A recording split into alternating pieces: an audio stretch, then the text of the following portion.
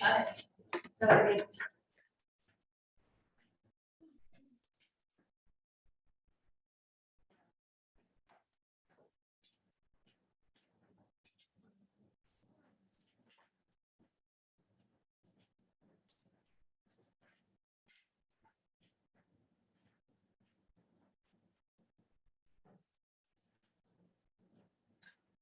So we were just talking about the meeting last night, and when did that come together as a meeting?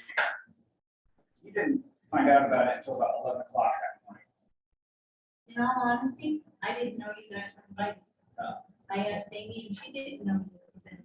I didn't know I was invited until Monday. Okay. So, right, yeah, we were last minute invited. Okay. So, I think in the future, if they want us to be there, we need a little bit more exactly, yeah. time, because I was able to dial in, but then I had stuff that I had to take care of, so I was kind of like in and out, I missed a lot of it. But in all reality, we came together when Jenny and I started talking after everybody said, well, we're here. But no. Yeah. So we got it. Jenny stepped up and.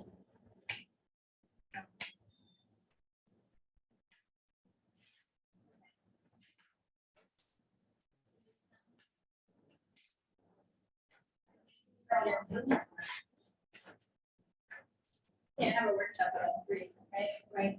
No, we can't go starting.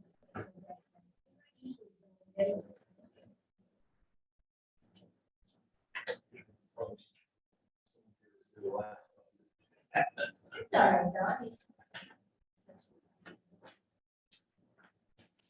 About that food for me downstairs, sorry.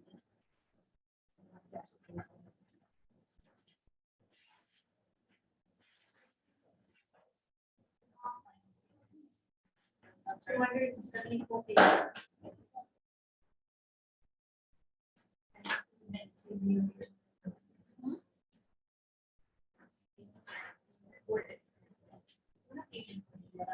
Yeah. Yes.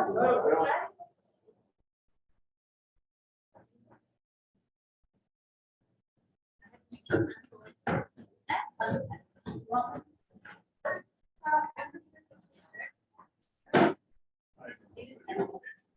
it's nice and sharp too. Thank you. You're welcome. Yeah. All right.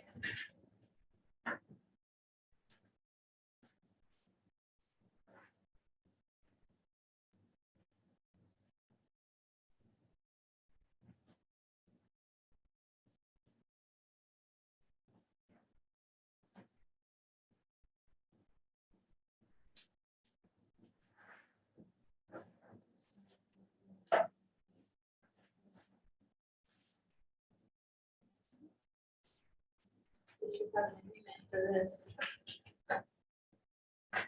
Always messy.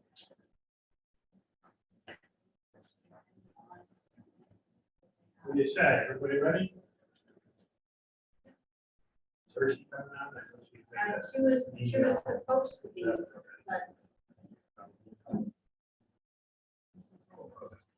You tell her the participants. It would pop up, shoot another time, pop up. no, they're not. Actually, this is- Not perfect.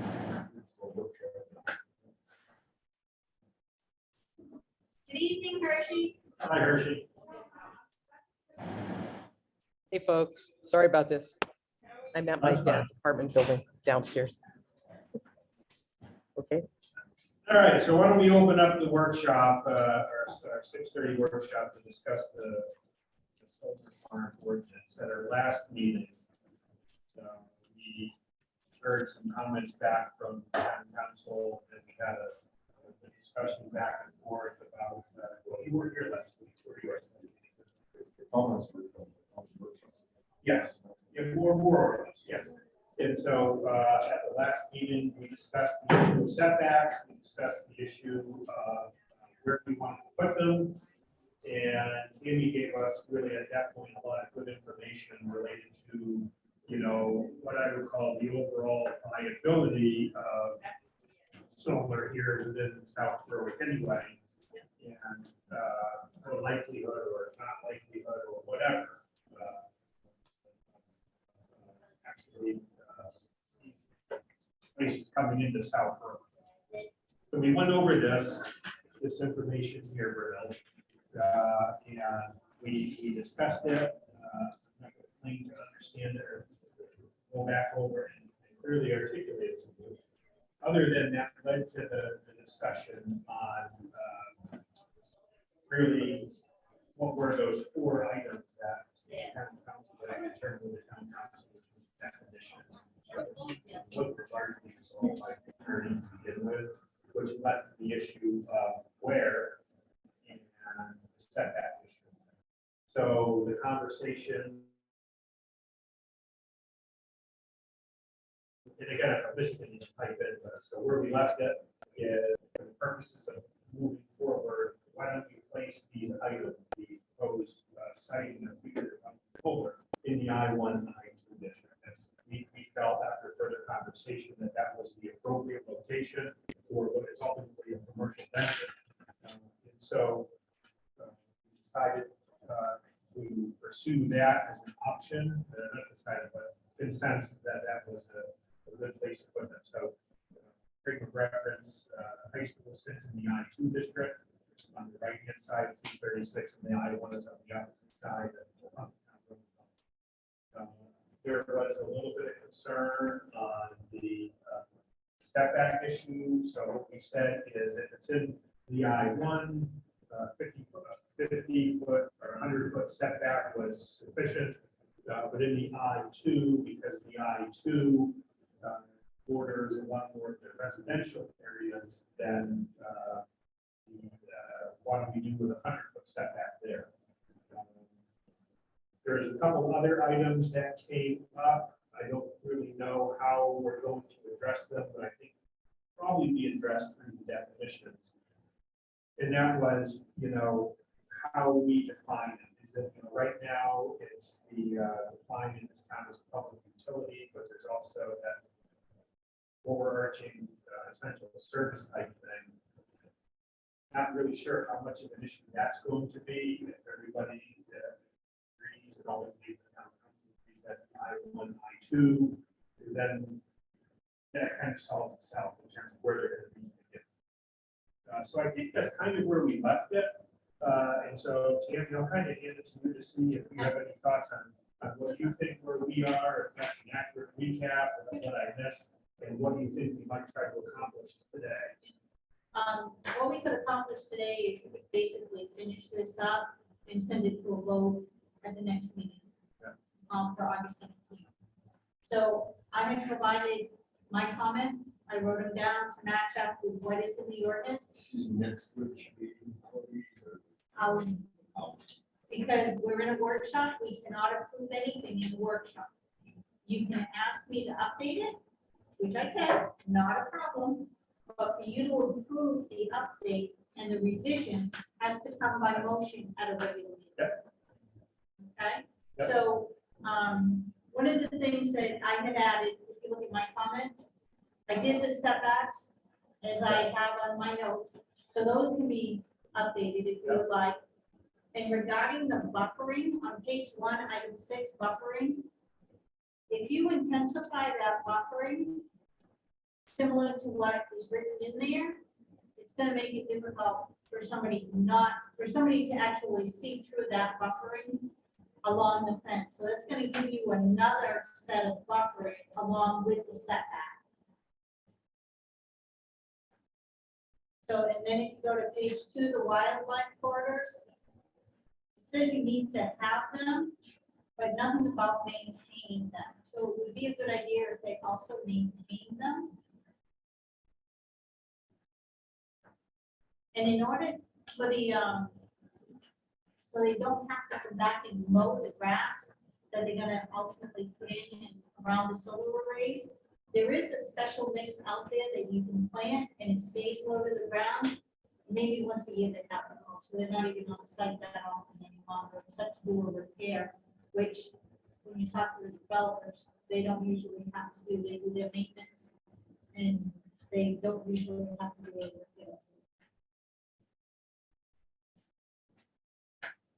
far as on page 2, number 5, your native species, you maybe want to be more specific by adding by Maine native tree species and or Northern New England native tree species. These help the durability and sustainability because there's no limit set as to how long they have to be in place. If they die off after a year, there's nothing that says they have to replace it. So if they use this type of vegetation, the chances of it not surviving is reduced considerably. We put in some sort of maintenance thing where if something dies in a certain time period, they have to replace it. You can add that in for the native species. Yep, you can say after 3 years, it has to be maintained for a minimum of 3 years to ensure that it continues to live. I mean, this summer we've had so little rain, I'm not sure a freshly planted tree would do very well, but I'm not an arborist in that regard. So if you, So 3 years. because it usually takes 2 to 3 years to generate the roots, so it doesn't get blown down in the spring, summer, or fall, especially during the worms. Okay, that's great. Just my question is, when we want to maintain it longer, Yeah, you make can sure go, to do that. yeah, you can go to 5 years. Is there some reason we can't demand that they maintain the buffer and the vegetation for the life of the project? Is that unreasonable? Well, it puts an awful lot of a burden, and now you're looking at more people on the site on a regular basis. Okay, fair enough. That's something that, with a solar array, you want to keep people off it. And the less. Why is that? Simply because the more people that are on it, now you have to worry about people coming and going, disturbing the area, disturbing the residences. This way, if they let it go, it's gonna naturally buffer itself continually. And then the maintenance they have to do, it's one vehicle that goes in, it's a regular truck. You have to have a tree truck in, to take and replant something, because you have to have a 6-foot tree, 4 inches of base. That's something that a regular truck can't do. So I guess my proposal would be, talking about the environmental impact thing. I do like the word, wherever it would be applicable. Here would be, if we're telling you to do something, you should maintain it, so it doesn't become, like the buffer needs to be maintained. So if the tree's down, you see the big front ones put in, it looks nice the first year. 2 years down the road, half the trees are dead. So I do think there needs to be, I would suggest wherever we're saying you need to do something like the native tree species, if something dies and it affects what we're telling them they need to be there to accomplish to begin with, then they should be replaced. Yeah. Yeah. That's right. It's entirely up to the board how they want to take the work. Setbacks from facing residential or facing versus wildlife. Backside of it. Right, is there a way to word it appropriately? Yeah, well, that's a good question. I think one, I know there hasn't been an agreement, but I would say the buffering needs to be maintained. That's it. So Yeah. the buffering, The the wildlife. natural yes, setback Yeah. buffer has to be maintained. right, or even the addition of if they have to go put in the buffering and then the plants the buffer and Along staggered the growth, fence. that needs to be maintained in perpetuity. I would, because again, that's that if they want to use the species, so I think we're probably talking the same thing. At the end of the day, it's almost, we're hitting the buffering here, but when we're saying to maintain it down here with native species, I think we've already answered in the above by saying maintain the buffer. Yeah. So if we do that, I think that question's answered.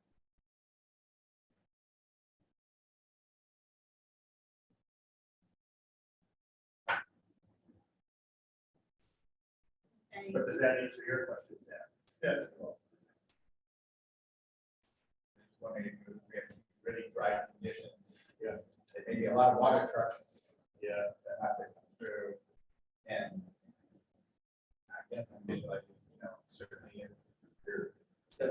residential side or, you know, side for public way to want, put that back there.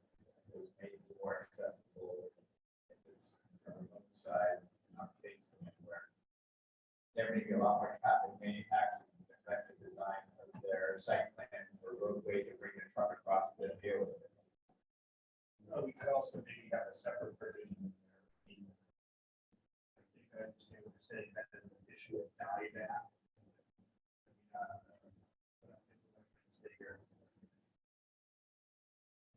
Because there may be, I want to be clear, the buffer zone, tree dies. Correct, in the 50 or 100 foot. Yeah, right, I'm talking about like the public facing, you know, or residential facing if you're tearing that land, because if you're buffering, not a setback, if you're buffering that, That's what I, you need to be maintained.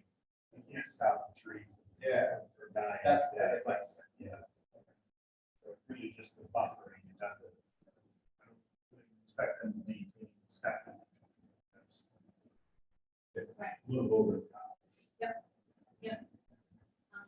So if we go to page 3, the stabilization, F3.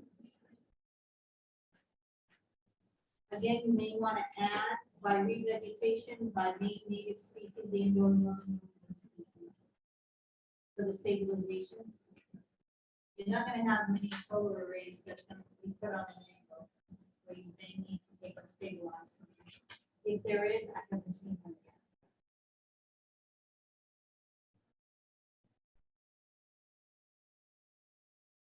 Do we want to? Should we maybe define F3 and page 3 perhaps a little further? We talked about stabilization, you know, we can do a lot of work and then come in and loads of aircraft and stabilize the bank. Is that, we want to clarify that it has to be revegetated too. Would be the answer to that here? Well, if you revegetate it, it's gonna look more like a non-solar, as opposed to the riprap, which would look like an industrial. Right. I would advocate for, it's not clear in here, it's a stabilization and or revegetation. You can look at a couple different ways. Like I said, you can go with dropping riprap and wander off the site stabilized. Our goal is to return to its natural state and it should be revegetated. So stabilization, revegetation. Yeah, probably beyond what we would expect for any other industry though. But you're not talking about any other industry. Another industry is gonna have, depending on what it is, like if you have a gravel pit, those are gonna be big vehicles. They have different requirements that they have to maintain on state. This one is gonna be really hard to compare apples to oranges and come out with something where you can equate. Because the solar arrays, everybody wants them shielded. You know, so you're not running by, you're not seeing it.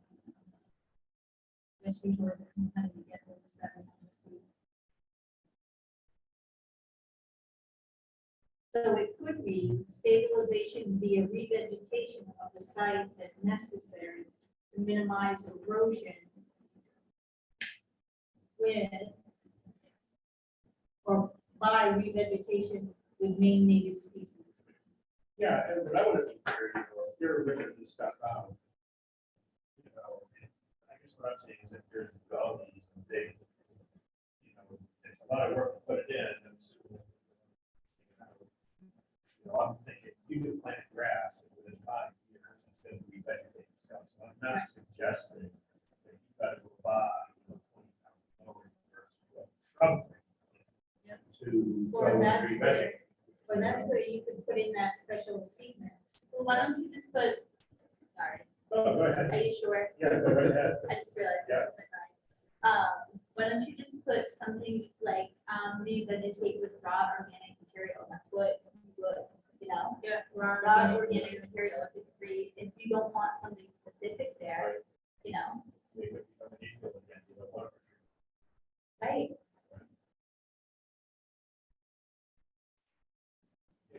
I just don't want to turn around and say to the person leaving, we're gonna spend loads of money, Thanks. you know, no wonder. It also shouldn't just be left as Now, a with their, industrial spoils. The Right. restoration plan set, yes, it's at page 3, right? I mean, the narrative of what you would restore it at. You might have to place to say, when it occurs, like materials, create this. And also with the decommissioning plan, it's part of the state's proposal that if the solar array is decommissioned, it has to go back to the state of its original time. So which means it has to go back to vegetables. Plan's good because after 15 to 20 years, it might not come back. Yeah, right. Right, that's why the plan, and the plan stays at the state also with the vegetation. It's part of their decommissioning. So, I don't want to, I can go with what's there, I think, it's already in the draft, but I don't want to confirm these, because I think that's it. It probably is largely resolved and. Okay, so But if you're saying, and you argue that the state actually has something now, that isn't necessarily something we have. But if I understand as correctly, part of their decommissioning plan, they have to provide information on the revegetation, the status of how they're going to take it back. It's it's the included. operator's plan, do they have to state that? Correct. So with the restoration pieces are very good. So if you wanted to leave 3, for the stabilization and or revegetation of the site is necessary to minimize erosion. I mean, you've already got the revegetation in there. I like that, I also like, you know, trying to maintain or meet the neighborhood a little bit at first, very much. And, maybe we'll talk to it at the end of the day.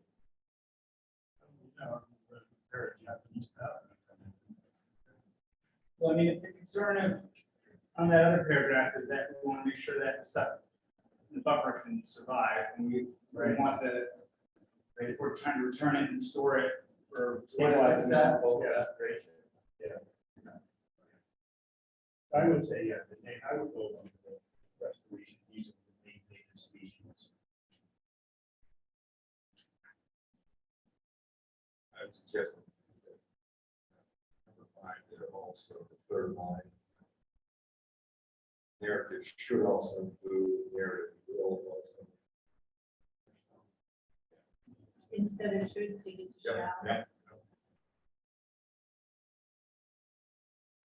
Yeah, I picked up on a couple of other ones that were like that, but I thought, no, they really need to do it, so we just change should to shall. So they put those in here. Could we have them include maybe some pictures of the site so that we all, just so, That can be, 15, 20 years from now, you know, we don't know, we don't remember, here's the plan, but here's some pictures of this one, like, to give you a kind of idea for the. so I know you guys aren't a fan of doing sidewalks, but this would be a good chance for you to do the sidewalk. When you come back to the meeting, as a condition of approval, they provide pictures of the existing site that has to be maintained at the town hall. Because with their application, that's part of the conditions, they have to provide them. That way you'll have them with their application until it gets decommissioned.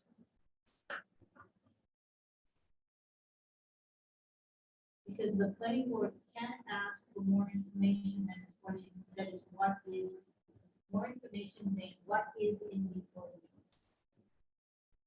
That's why you're sitting on the planning board.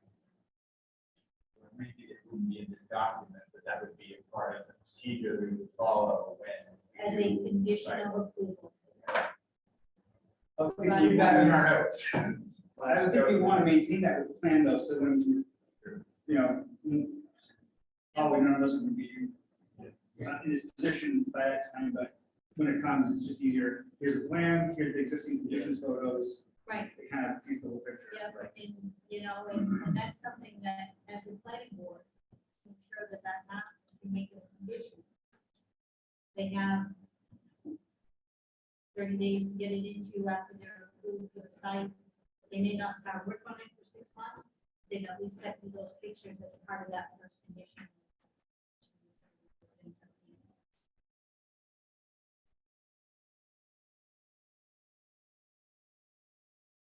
Are we all set with stabilization? Let's go to glare. They call it air glare. The FAA already requires solar arrays to not have a glare factor to them. So if you want to circumvent the FAA, you're welcome to make a comment or add to it, but that's already a requirement even for the making these units, is it cannot glare into the sky. I don't disagree, somewhere in here, we should get the MSDS information on that. Also discuss with the fire chief, because these things do contain a lot of Some of, chemicals. yeah, some, not really a lot of metals, because the MSDS sheets that I'm seeing on it are like 18 or 20 pages in length, and there's not a whole lot that you can recycle. So, that's the one, I was really surprised when I started actually looking at the MSDS sheet. So there's a lot of the. No, there's very little that they cannot recycle. Yeah, I read an article. I don't know what source, I don't know how much weight to give it. California, years ago, one of their issues now is they're at the end of the life cycle. of these cars that were put in. And whatever was put in it, like, environmental concern. It would be such at the time, the manufacturing process and chemicals that are used different. But now they're having an issue with, yes, there are portions that are recyclable. None of it is considered a hazardous waste. Because of Yeah, Whatever whatever it was. whatever was in them. So that's what I was thinking. Yes, comes with that. And if you find that when you get that MSDS sheet, it's gonna be part of your conditions of approval. And when you get it, if that has to change what they use, or if they have to find a different type of unit, that can be done at that point, because it lists all the chemicals right in the MSDS. It has a really good breakdown.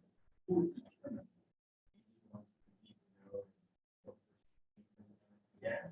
Yeah, it's kind of broken down like your, you know, when your other workers and then the sheets come in, this is hazardous, and list it right up there on it.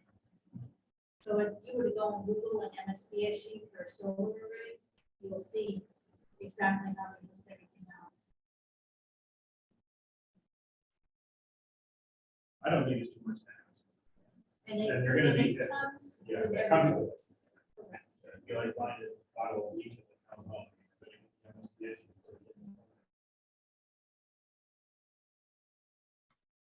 Right. You know? Yeah. That's- Where are we? Are we at the fence? Are we at the fence finally? What's I think that? I think the next section is about the fencing. No, Yeah. Emergency vehicle turnaround, Oh, sorry, I jumped the gun. Let me know when we get to fencing. okay. On page 4, there's. Excuse 1 emergency- second, just the air glare, so all we need to say that these FAA requirements. Yeah. And all that other stuff. Yeah, MSDS sheet, so we'll add that in, that it has to provide the anti-glare along with a copy of the MSDS sheet. Well, I think what What would would be, be FAA requirements? They all have to meet FAA requirements. All manufacturers have to meet that. I think what Bernard was saying is anti-glare protection must be FAA requirements. in the building. That's what they're saying, yeah. Yeah. eliminate everything and just say, however, kind of like the discussion last night for those that or maybe it's amended from time to time. Whatever future changes they make. It's reflected, yeah, sure. Okay, so under the air glare. Remediated. Yeah, I think that's what Burnell is saying, and I go with the anti-glare, page 3. Yeah, G. Yeah, So you want to take out the part in the applicant shall notify area inputs in the FAA for their review. yeah, Seems to me that would be included in the FAA requirement. Correct. We To don't be able have to to say meet- that. Right. The FAA requirements.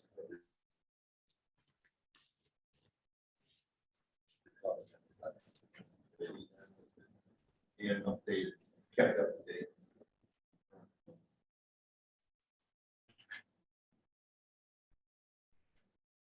so it is 7 o'clock, I'm gonna just propose that we just keep going for a little bit longer, if that's okay with everybody, but the reality is, we don't really have a whole heck of a lot. on our agenda.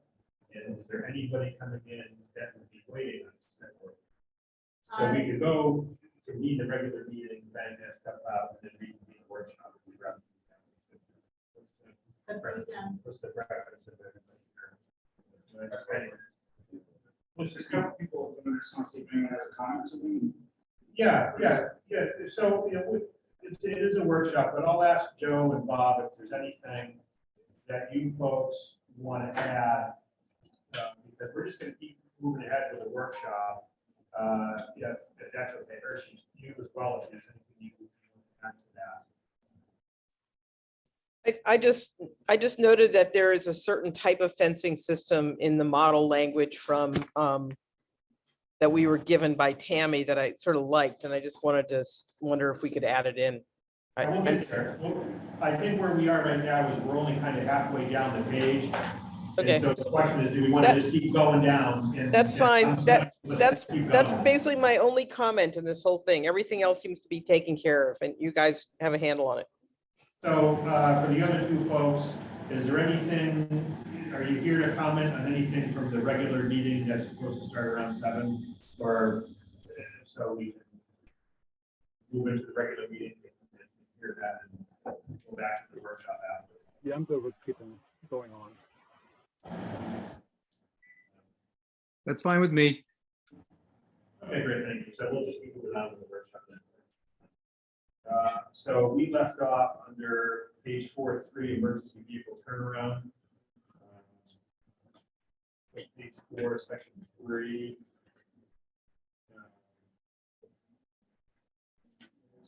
Okay, sorry about that. So, Tammy, you do bring up a good point about at what point, the preference would always be that the fire chief or police chief or anyone would get involved early in the process to alleviate any issues down the road. So my comment in response to that would be something along the line of, you gotta get the approval, or you gotta seek the fire chief, you gotta get the sign up really as soon as practical. And I don't really know frankly what that means, but before we get into this, thing, we don't want to go back and have fire chief out and say, yeah, that's just not gonna work. So I would say there would be, if we're going for an initial by the fire chief, that they reviewed it and, do it up front rather than at the end. So I would trust you folks to kind of put the wording for that, if the rest of the board concurs. The only thing I see is under 2, in that page, emergency access, the Knox box, which is a Knox key. Yep. Combination box should be provided. You can put it in there, but Frankfurt actually doesn't have a Knox box ordinance right now. It's something that the fire chief's working on. But I don't know if you can, But that doesn't prevent us from putting it in, right? I'm not sure. I don't know. Well, it's already come back from the attorney. Yeah. Perfect, Yeah, okay. yeah, I should do. I wasn't sure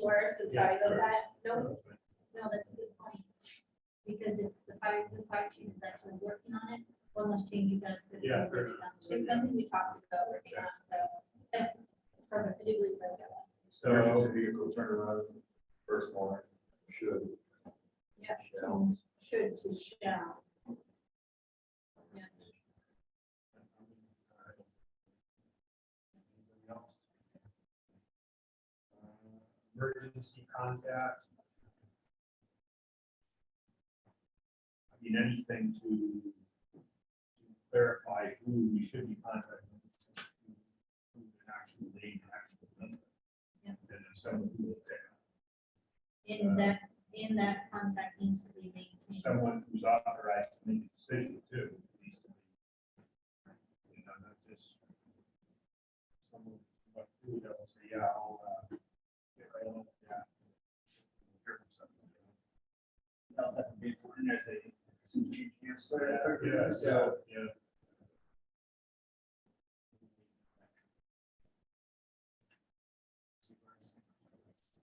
So you know, Bill, I'm gonna deviate from right here, so we're keeping up right here at page 4, item 7.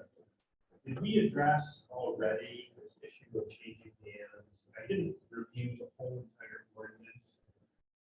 I looked at this, you know, but our concern, there was some concern voiced at our last couple of meetings about the changing hands. And I believe our collective feeling was if ownership changes, you have to come in and restart the whole entire process.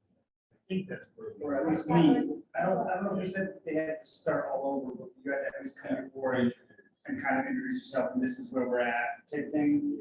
Like, I don't remember us saying that they had to start from scratch so much as so that they're still exceeding the plan as it was originally. And they should, what they should do is propose a letter when they come before the board saying we have transferred ownership to this company. We agreed to abide by the findings of facts for the site plan approval and all. Yeah, there needs to be some follow-up and accountability.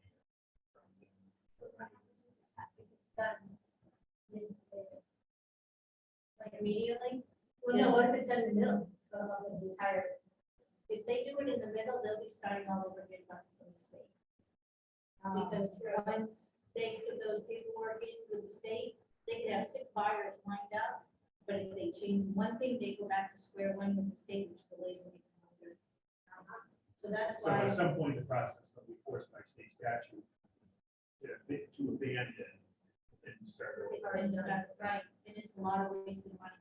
So, but that would effectively, we want to be clear that that would effectively cancel the application for the permit that's in play, so that they can come back to the type of thing.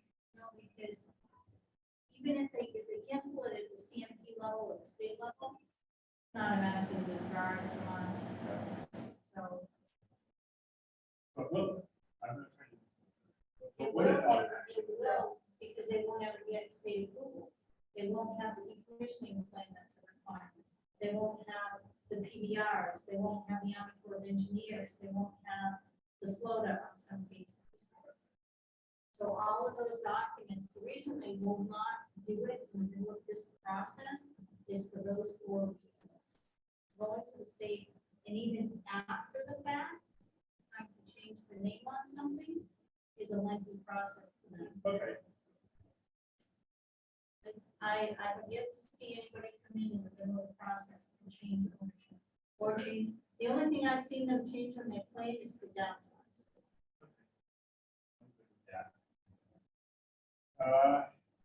I see, Neil just got on, so I would propose at this point that we pause the workshop and the regular meeting with the normal agenda items, and then reconvene the workshop after the meeting. Hershey, is that okay with you? Okay. So with that being said, we'll, recess the workshop at 7:10, and the regular meeting and board at 7:10. That means that it has to authorize to the flag.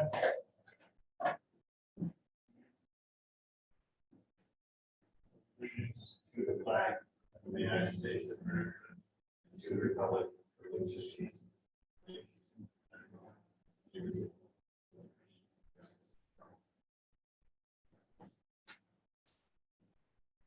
Okay, thank you. So today is the regular meeting of the planning board, Wednesday, August 3rd, 2022. And the first item up for review is public comment. Is there anybody on Zoom that has a public comment to make? So raise your hand or seeing no public comment, we'll move on to the approval of the meeting minutes. Has everybody had an opportunity to review the meeting minutes of July 20th, 2022? If so, can someone make a motion? I have a question on that. Should go right ahead. Second paragraph from the bottom. Description of where things may occur. Around 720. Two. Is it line Line 44?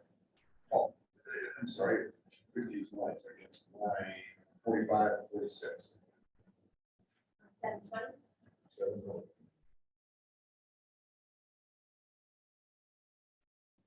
I've had heard some discussion, and now something might be defined. Here it says, there will be no private ownership within 25 feet of shoreline setback.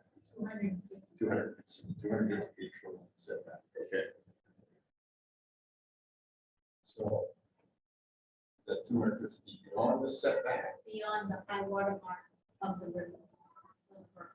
The brook. There's a shoreline setback zone right there, 250 feet. So technically, no structures can go in on that. And by it's going to, they're in negotiations with Great Falls Land Trust. They're in negotiations to get that property to them. It's 5.78 plus or minus acres, so that will not have any homes built on it. It might have a trail going through it, but there'll be no actual structures there. So it will preserve. Okay, you have the 250 of the setbacks. There's nothing beyond that. There's no further setback after the 250. Be a property line. So we have Someone could have, there could be property up to the 250. No, because there'll be a property line, and then they'll have their own natural setback. Their lot setback. Okay, okay, okay.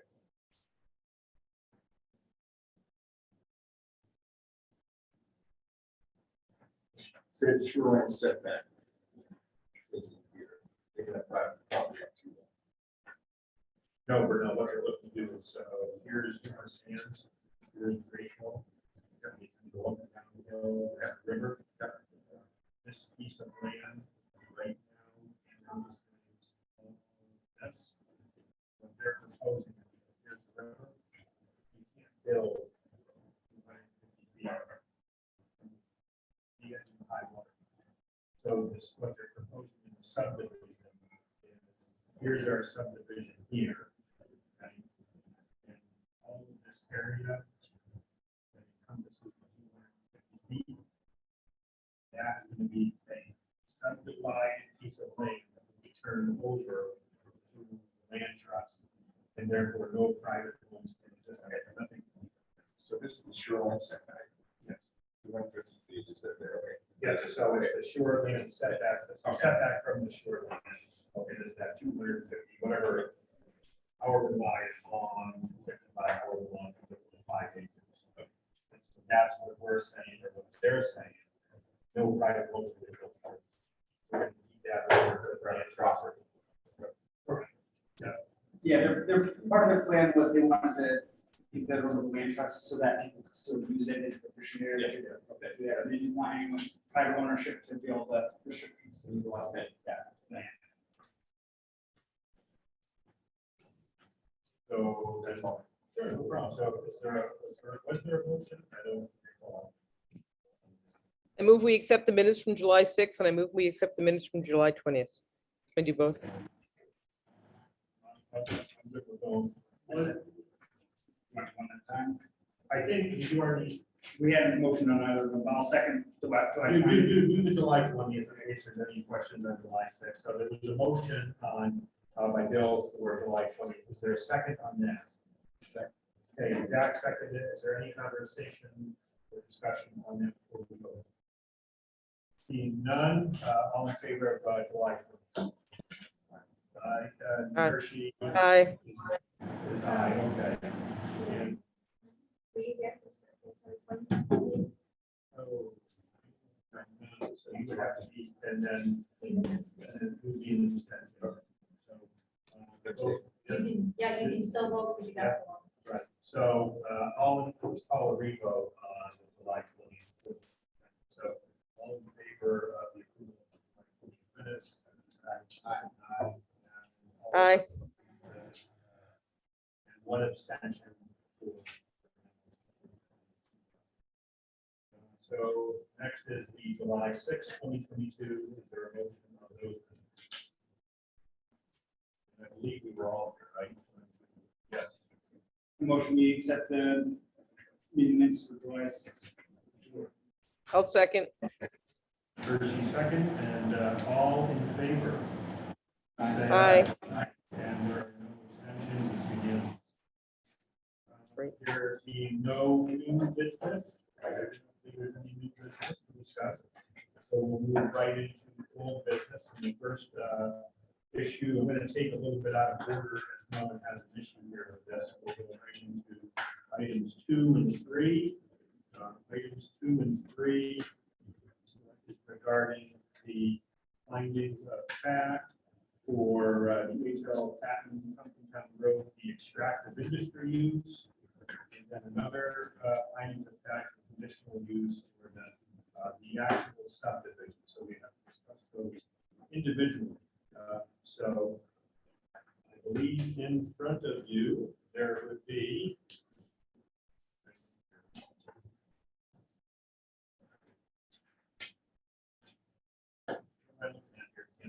You have two, the one on top is the extractive industry findings of fact, yes, okay, yep, I see.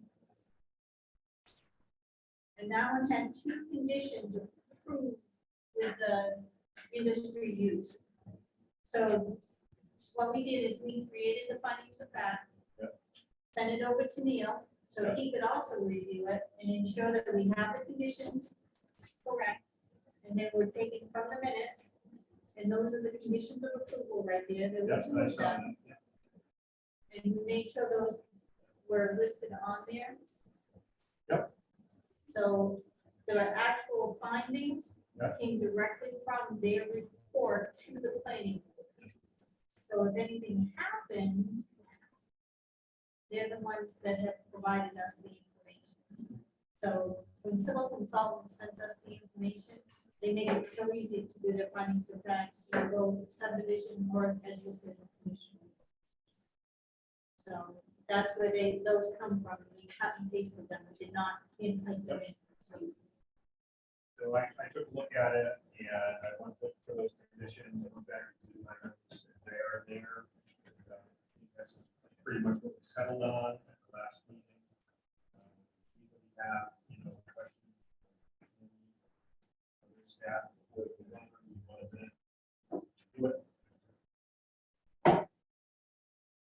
Mr. Chair, Sure, Katie. I have one concern. I didn't pick up on it when he showed it to me, but the August 3rd date was not when the actual plan was approved. And normally I would put that date at the top of it because it's a different date on the back. Got So I don't know if you want So to we can, change. yeah, what I would say is if anybody wants to make a motion to approve the findings of fact As amended. as amended to the date of approval. And then staff can go ahead and make that change. Got my signature there. Yeah, we'll give your Yeah. signature once it's done. Yeah. Change to 7/6. Yep, to July 6th. So That's someone- starting. So if someone is inclined to make a motion on this with that amendment. Actual date for approval. June 15th, right now, not July 6th. July 6th.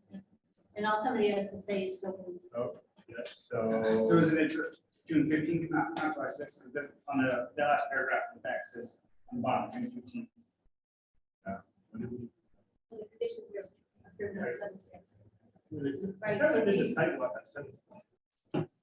No, we did it 7/6.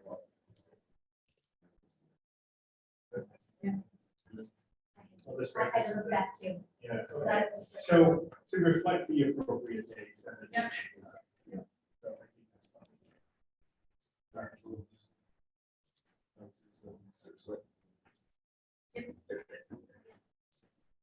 So we're gonna vote on the findings of fact for the extractive industries for HL patent as amended to reflect the correct data. Planning board.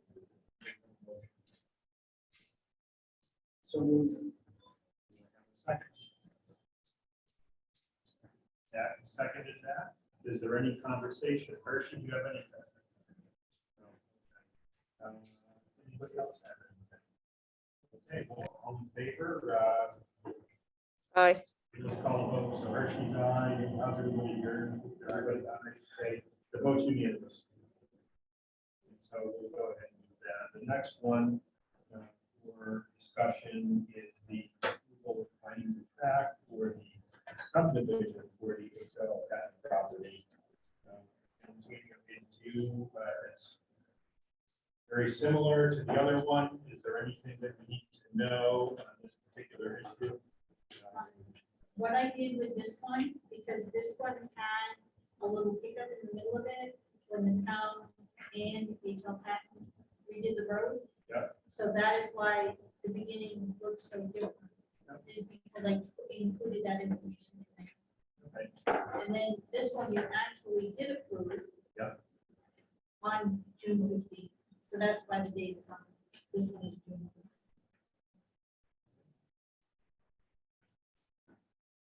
Good.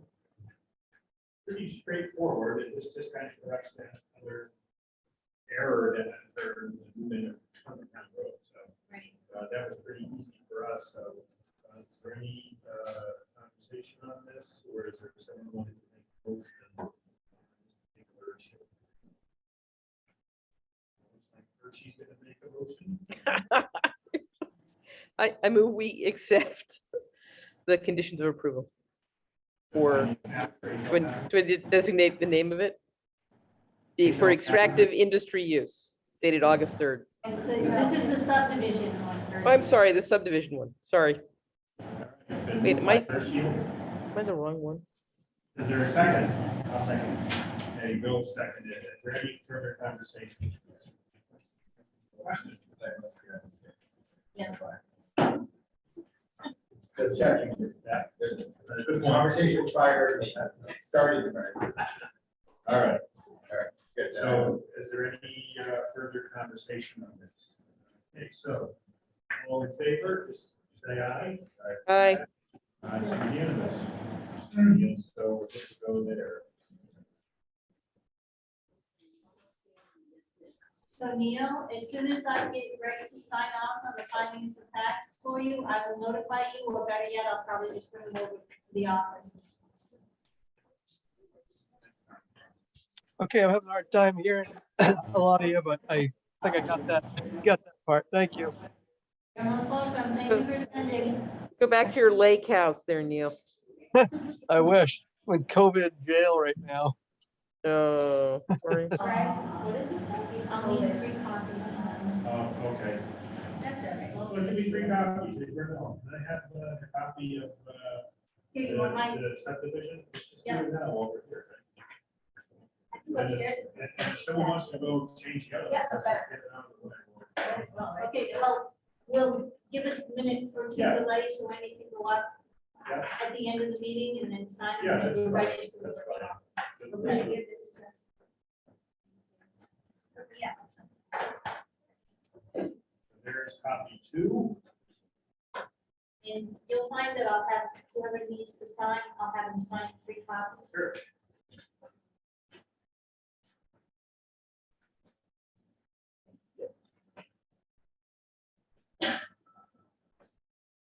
Thank you.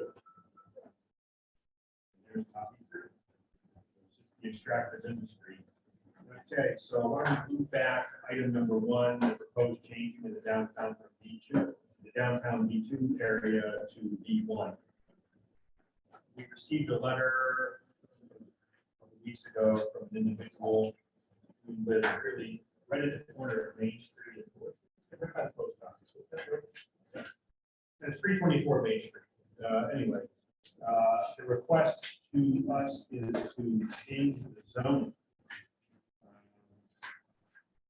We discussed this at our meeting last week or the week before. And I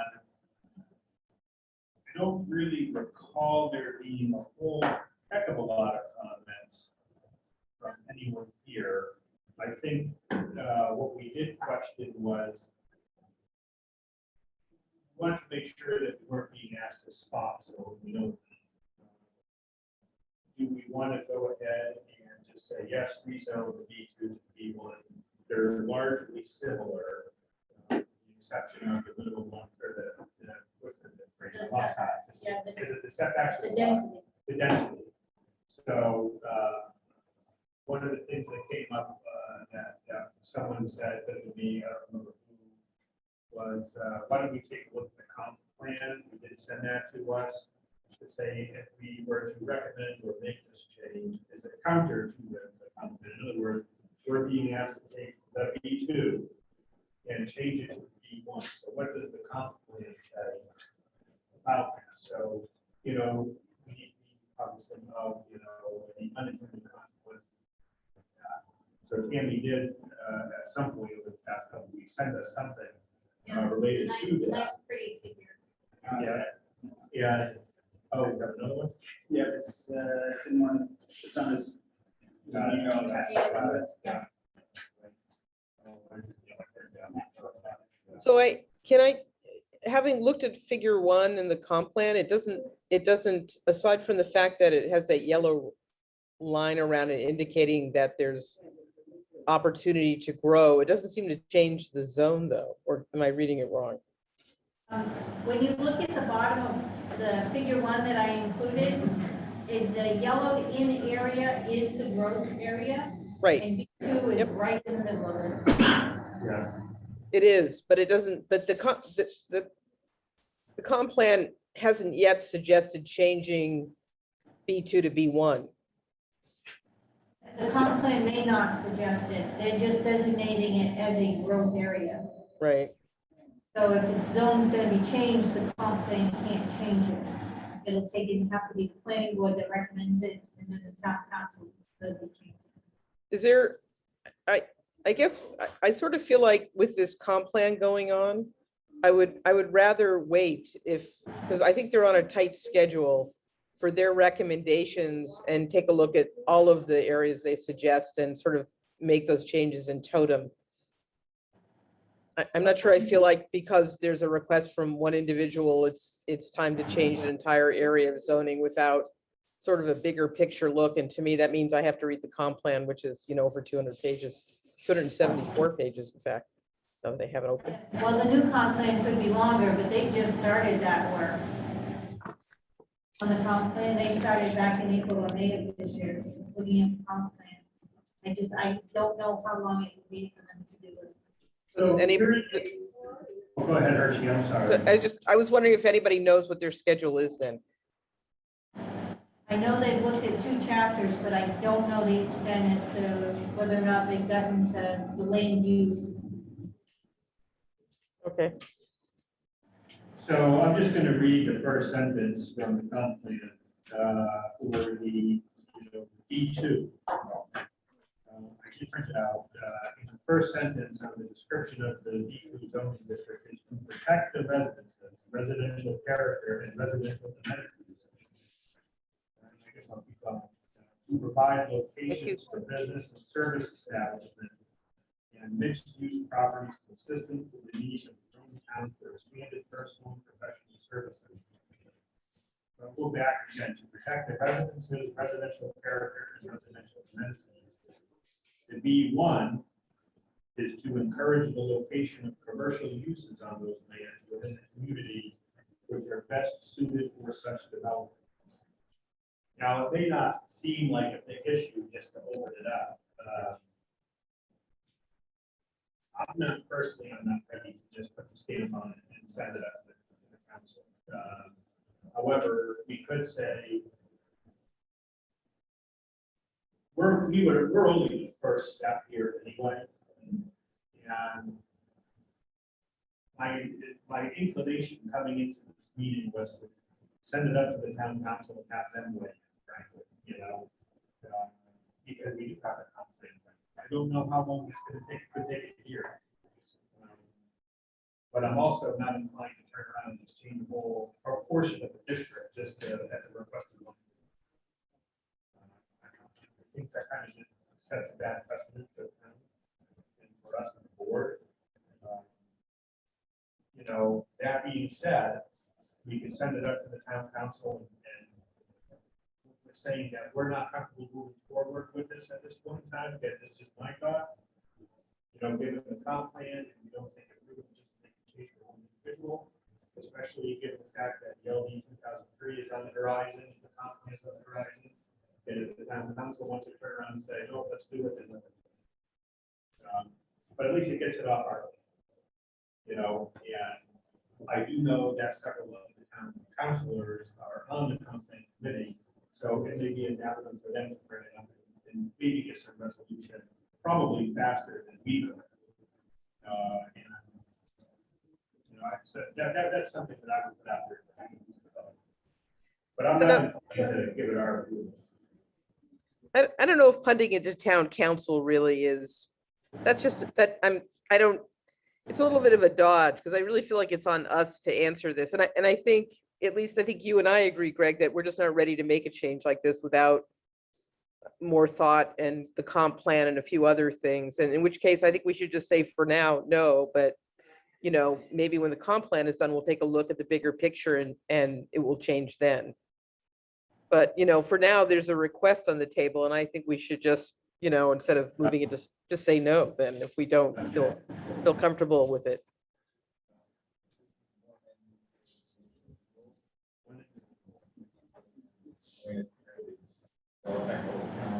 Well, I think if we're going to change it, there's a process you have to go through. So we can't just say we're going to do it now. We can say if it's something the board wants to do, we would respond to this individual and say, we'll begin the process of pursuing it. Now, that's going to take some time. You got to go to public hearings, you got to go to the language, and moving in, moving out, because B1 or B2, I forget what one they are. There's more to the B2 kind of here, or is it just that pockets? There's pockets around, so we need to be very careful. With that, but I think to say to this individual, yes, we'll change it. So one response from the board to this individual would be, we can pursue it as time allows and go through the normal process of this, which we would really want to solicit all these individuals. We've only heard from one person who wants to change, frankly, for their benefit. Not saying right or wrong, but let's be honest, it's going to benefit that person. They want to do that. I'm not faulting them for that. But we have an obligation for those other residents as well. So I think my inclination, so there's that one avenue that we can go along with to get the exploration process of that, which is going to take months, right? By the time we're done with this, who knows where that is in the planning board for the planning process. And ultimately, we look at council anyway, or we can just say no, thank you out of this time.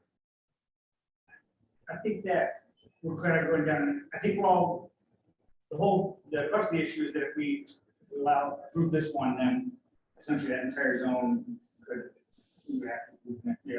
not be obligated to that. Precisely. So we're not willing to do that. Like, we're not being asked to rezone the whole thing yet, so we don't really need to talk about that. But we would essentially be doing that by approving this one. So what we have before us is just a yes or no on this one lot.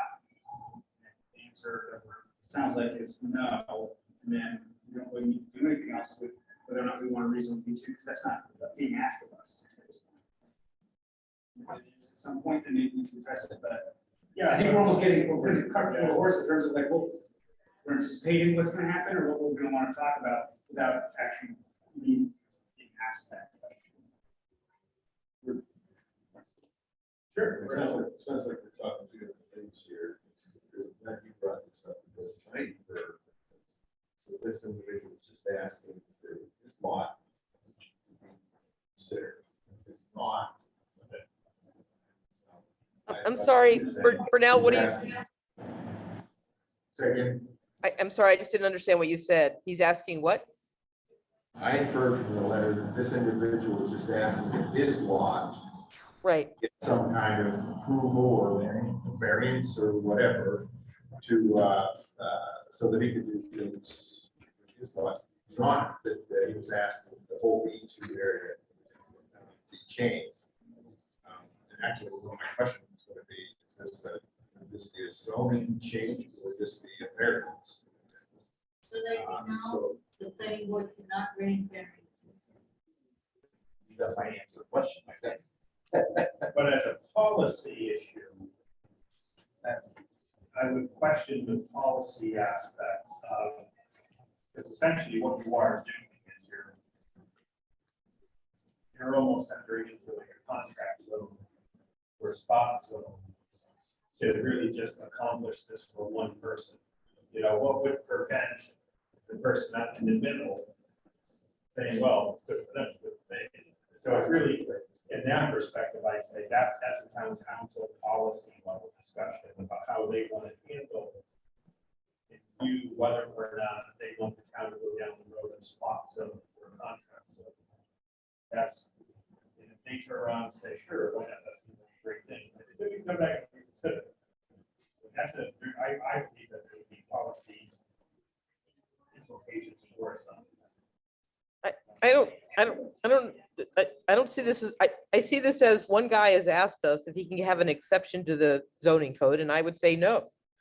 You know, it opens the door to many people coming us to say, I live next door to this zone, can I do this, can I do that? And I would say usually, no.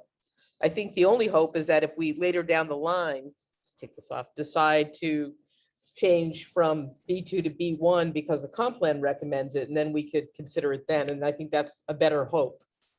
But it is our job, I think, when people come to us to say, can you make an exception to the zoning? And we have to say no. As sympathetic as I am, you know, I just think, no. I mean, I'd like to put 3 houses on my property. No, I can't. I'm not allowed to. So you know, and LD 2003 might change that, in which case then he can come back and do that. But you know, I think it's opening a can of worms to say that you could just write us a letter and say, could you do this because I really want to do it and change your zoning over me. And I'm like, no, we can't do that.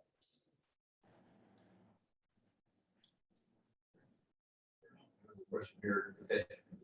You said that we, the planning board, cannot issue variance. Is that correct?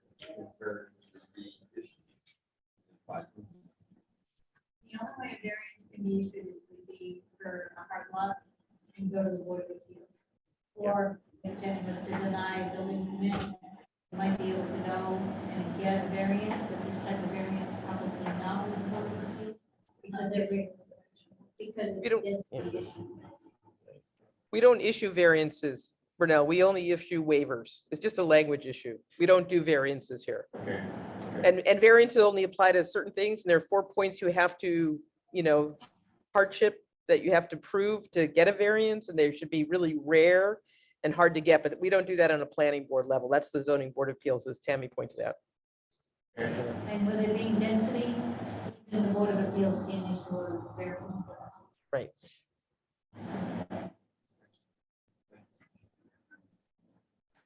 All right, well, we owe this person a response. What's the pleasure of the board? I make a motion, we deny his request. Do we have a second? Second. Second, any further discussion?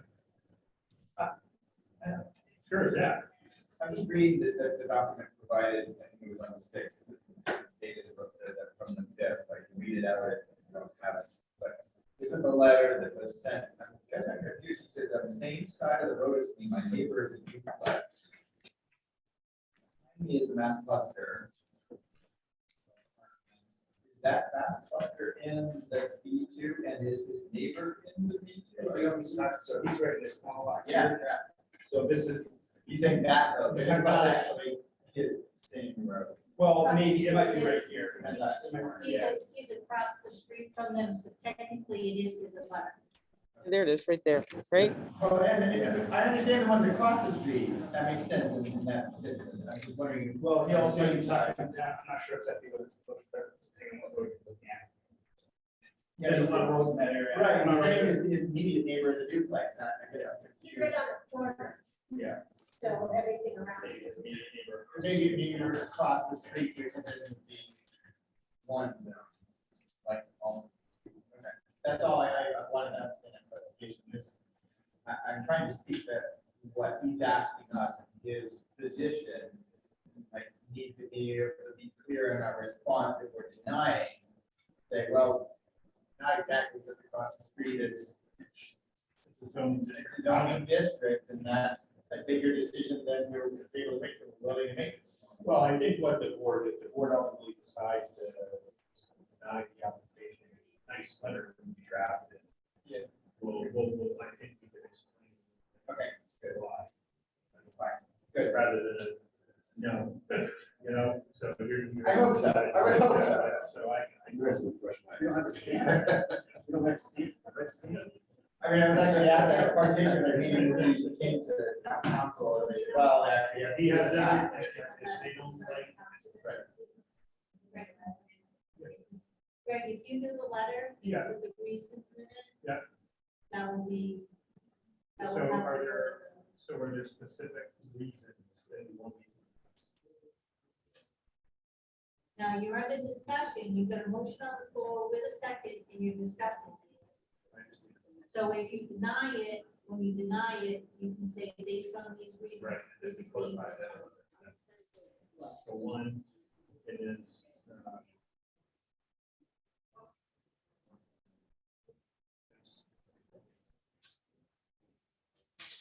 and given the fact that the comp plan is started. in Avalon, I think the first reason, Christ, I think the mahjong playing over here is making a lot of noise, let me say. So I think the first reason is you were in this zone and you need to, stick to what the zoning requires. And we can't, I think the second reason is we don't change the zoning requirements because people ask us to, even if you don't like what they are. And three, that, we're sympathetic to your plight, and we hope in the future that it's possible that this will be considered during the comp plan, and there's a possibility that the zone will change then. But the zoning board would, the planning board would need to look at the sort of big picture and not just change one property within a zone. We would look at the entire zone and reconsider, I think, what that meant. But we're not going to change, by property zoning. That's, we just can't do that. That's just not allowed, actually. So we heard a bunch of reasons there. Maybe put in a similar fashion. Rather than change, processes already put. Already, and address it in a more. Other mitigating circumstances that are.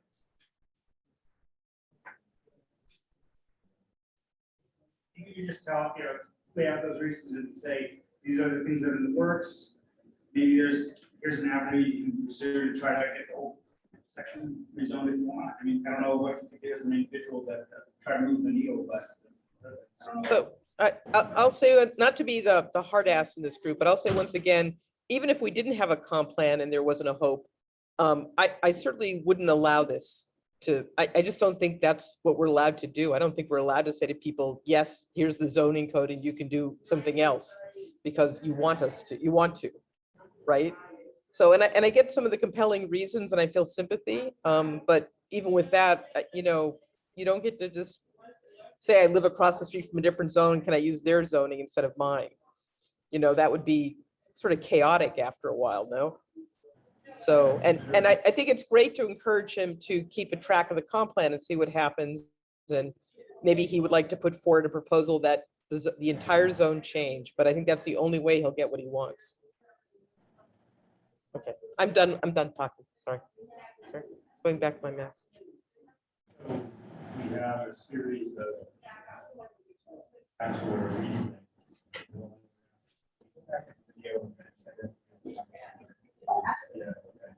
Yeah, okay, so the move seconded, we have any further discussion? Any other things? So I'm going to call roll call vote on this one.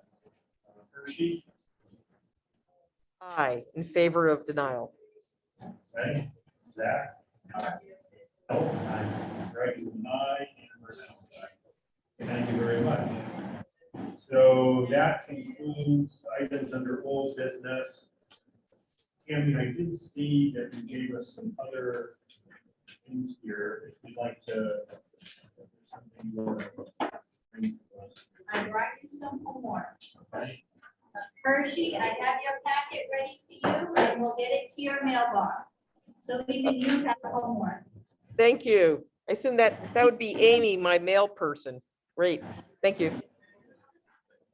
So we go to a low impact design model ordinance effective 1 July next year. 23, we have to have this in place. So this is the model ordinance for you folks to take a look at.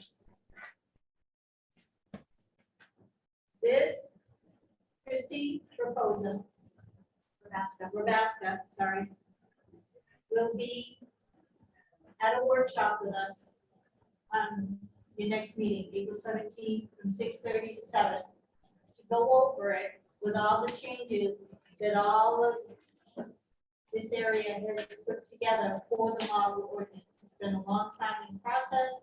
They've had a lot of different communities chime in.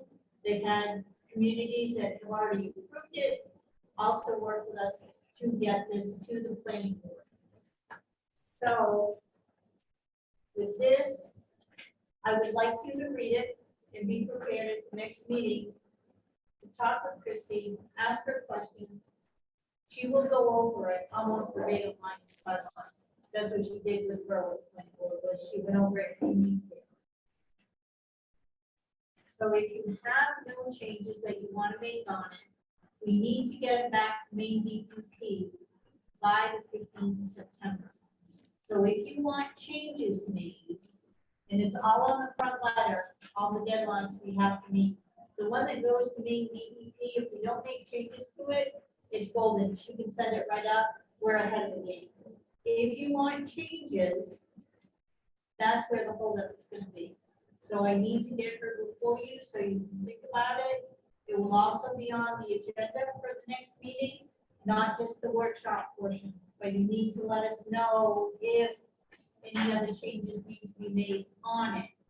So that's why I'm saying you really need to take a look at this. Will we have a cover letter? She's recommending her to go as it is. This is the work that I was always doing. This is the Okay, work okay. that Yeah. I heard this in these. It's not really something that, I Oh. mean, everybody has an opinion, Yeah, but what's here pretty much in stone in the sense that, I mean. So there really isn't a lot of opportunity for comment. Well, I think that it's a major, you know, Yeah. And Okay. there are some areas where you could opt out, but when you take and read it, it's pretty easy to understand. Yeah, okay. And Yeah, I'll give it well the, put together. I will give it the It review is enough. that is warranted, given that guidance. I hate to say, If it's- sorry. No, if it's etched in stone, I'll give it that level of review. So, you know, this is what it is. Okay. Is there anything else? Amy? no, that's just your homework assignment. Okay, fair enough. Oh, yeah, we have a draft agenda for the 17th. So we basically need to know if everybody's available for the workshop at 6:30. Work. For the LID ordinance, to review that with Christie. This is It's just a quick draft. We just want to put something together so you guys saw it. Yeah, that's fine. with me. You can just give it back to me, either or whatever. I'll give up a little bit. So far as of today, I mean, it's fine with me. Anything else that would come up? I haven't heard of anything getting ready to come in. If we just have it either via email then, at last meeting or a prior meeting. We did have a brief discussion about just many different list of projects. Right here. Yep, it's done. So that's for you. I didn't make it for everybody else, but Because there's been a lot of stuff, it's kind of, it's like, how long has that been? Yes. It's just what's being taken off because of that. Nothing has been officially withdrawn. Like you have 3 projects not sitting out there. And it's up to the developers to not miss their deadline. So does this tell us what the deadlines are? I didn't put the deadlines on. No, we didn't think. of it. And you guys don't actually have to worry about the deadlines that we've been used to in the past, that we were on board and we comments about it. It's up to them to get to us. Right, it's Right. their responsibility. Okay, well, it's just nice to know like when something's officially off. And I will definitely let you know that because I require a letter to take it to withdraw the application. That's the last thing. Timmy said, it's something you guys shouldn't have to worry about. Yeah. Oh, it's just, yeah, I don't disagree with that. I was just kind of wondering, like, whatever happened with that. So I know, that's all. So once I receive a letter for withdrawal, it will be provided to you so that you know that packet that you have stored at home, all those pages, Yeah. you can close out. Well, that's just it, because the other one right there, Stevens Lane, you know, sent it down, get a site block. I believe that they have not officially withdrawn, but they have verbally withdrawn. So I'll get with Amy on that next week and find out for sure. We'll check the status of it. If we need something official, we'll make sure we get it. Spreadsheet. that's not long. Status. So funny, I said something about that last meeting. yeah, If it's it's in the made up. works. We're getting there. Okay, I can Getting there. accept that, that's fine. Great idea. Yes. All right, so let's see, so we got that.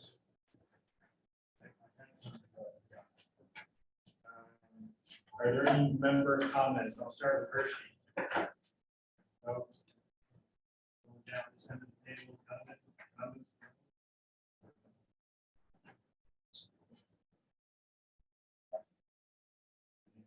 that? Great, yeah. I was thinking it. I know it was big.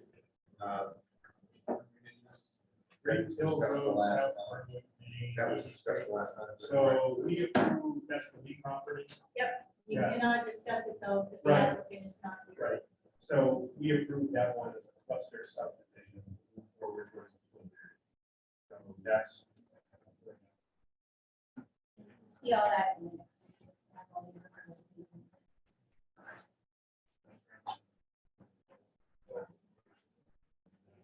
Okay,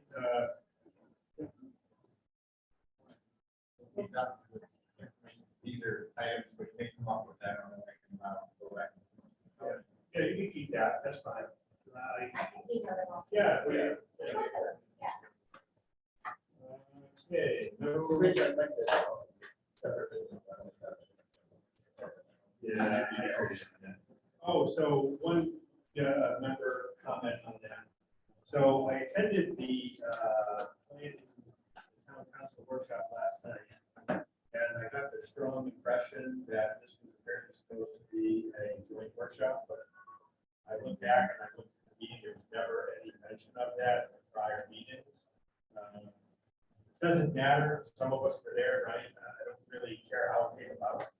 But there was some reference made to, well, didn't you get this or didn't you get that? Is there, from a, me roughly, is there like a place we should be checking?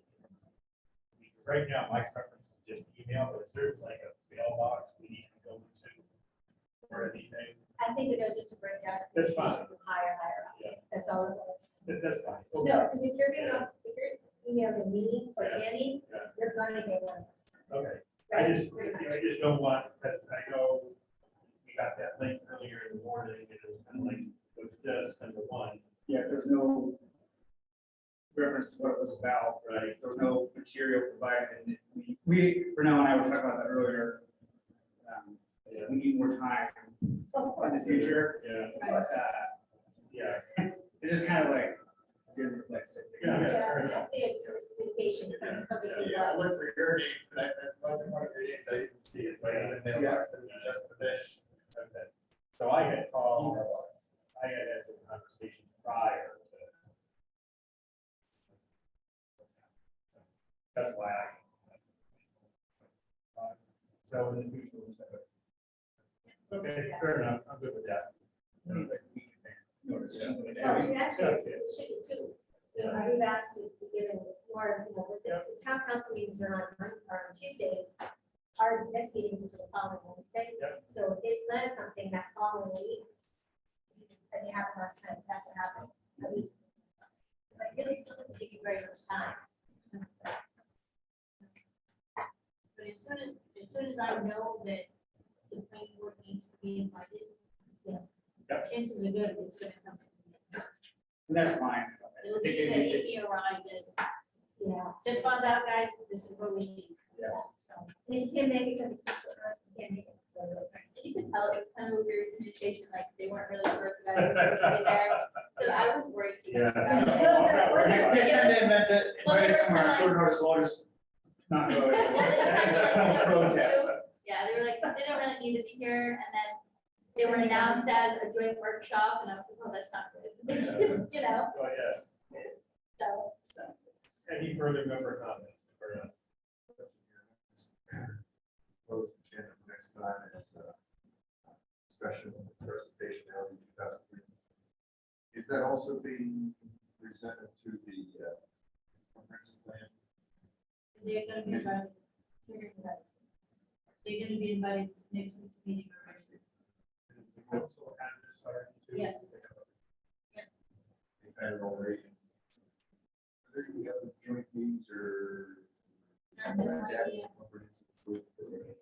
Don't know that for sure. The reason the comp plan committee is being invited is also for the LID ordinance. Yeah. Even though the LID ordinance goes down into the weeds, and the comp plan committee may say, don't need to know about it.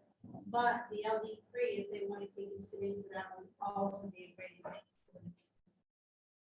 That will potentially help the situation. All right, well, then we would need a motion, if there's anything further or nothing further, a motion to adjourn, and then. I motion we adjourn. Sure, been moved, second, Bill, okay, all in favor? Aye. Okay, unanimous, 7:55.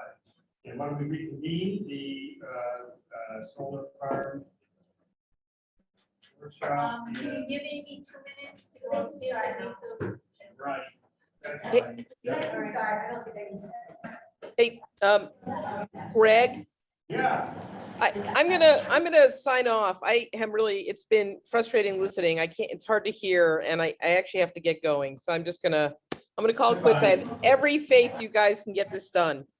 Fencing. Real quick, Hershey, what was your comment about the fence?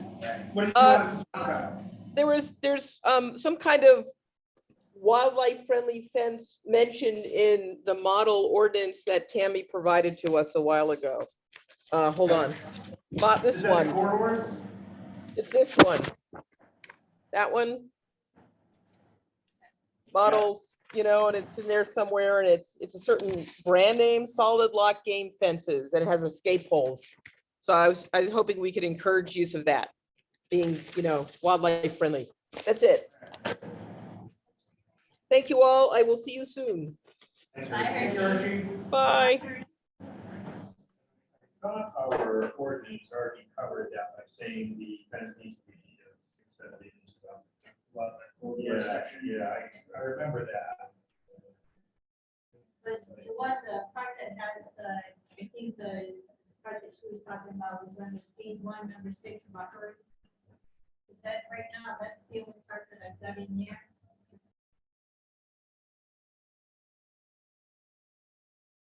gotta look at, the screening shall comply with section of the land use ordinance, I gotta look that up.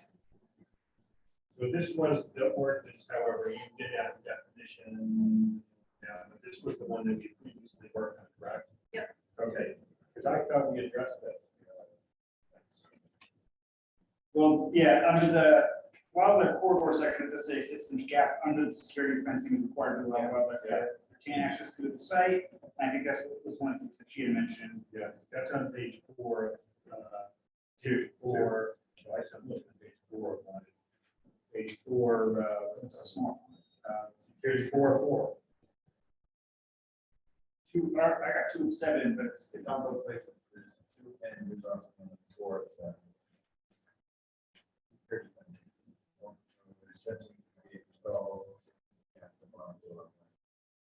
That's there. Oh, okay. So it's like, that's the emergency access plan, it's in there, 5A. Or, 7. Security fencing here, and then Henry said, there's talks about fence layout, fencing details, something like that. I think you got that. 6 inches is standard, it's using that as a small for. Yeah, I think I remember seeing the other ordinances that we gotten from the nearby towns had some more, rural requirements. And going further, bringing in that digital in there. That's.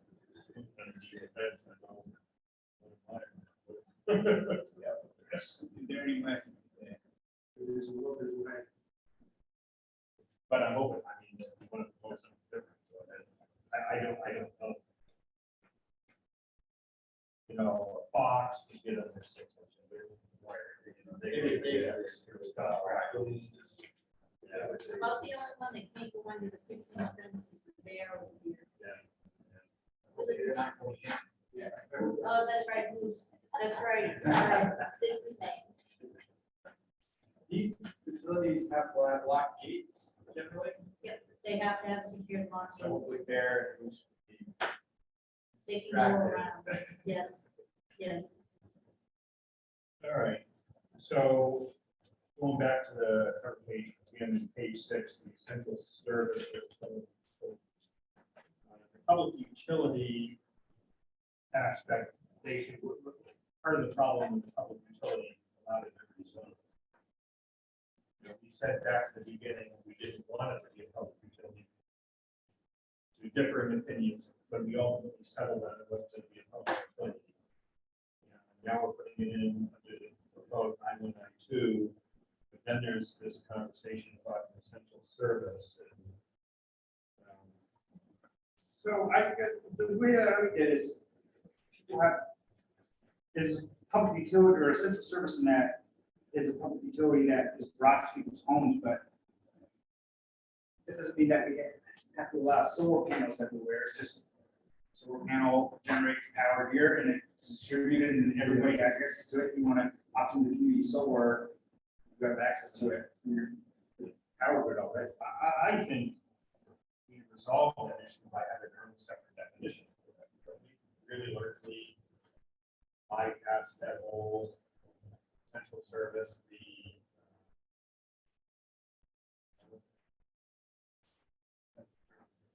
we're saying no.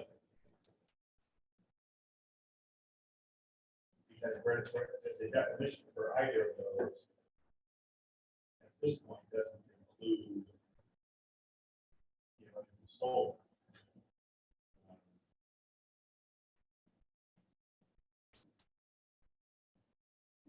Create a solar plant. Not necessarily. It's not a utility. Yeah.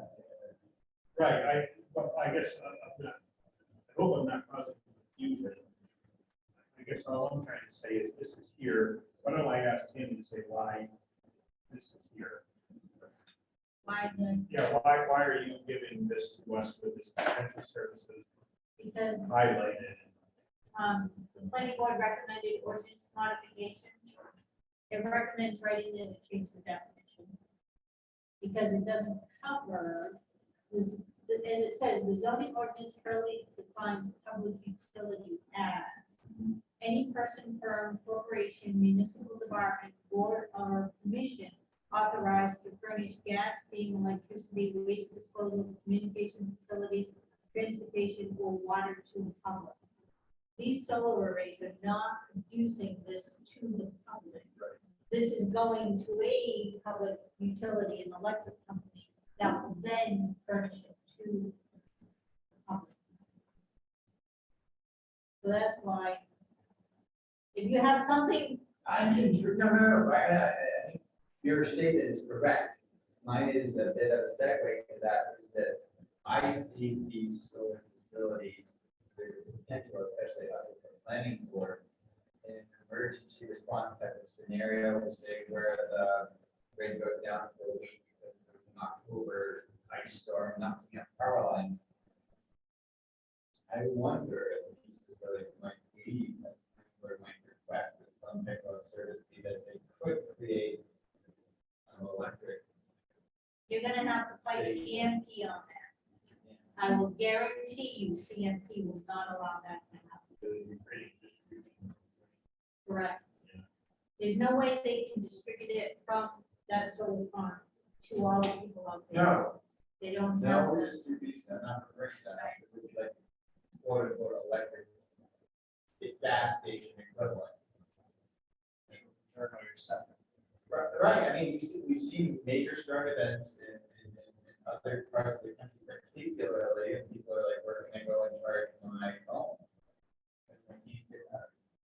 I don't foresee that because of the amount of public, the amount of. There's a lot of overhead with it, but I'm intrigued by that idea as reliability and lack of thinking for the community of Berwick. A bit of a segue, I totally admit, but That's gonna be a big stretch. yeah. Anyway, I'll leave it at that, but I get what you're saying, and I agree, is that this is a facility for which it produces a widget, electricity, that widget is not dispersed, it is not performing action. So I didn't catch the page, I don't know the references on this page though, 6. So that was where that applies. So would we want to be? Go ahead and answer that question. All right. It falls under the public utility definition. Because it's not a public utility. That's something totally different than an essential service.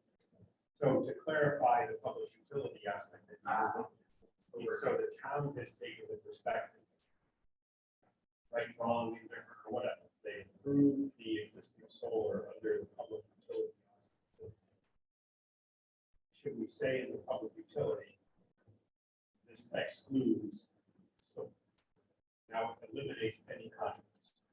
Correct, and then consider a solar an essential service. Okay, so what does essential service mean or do in terms?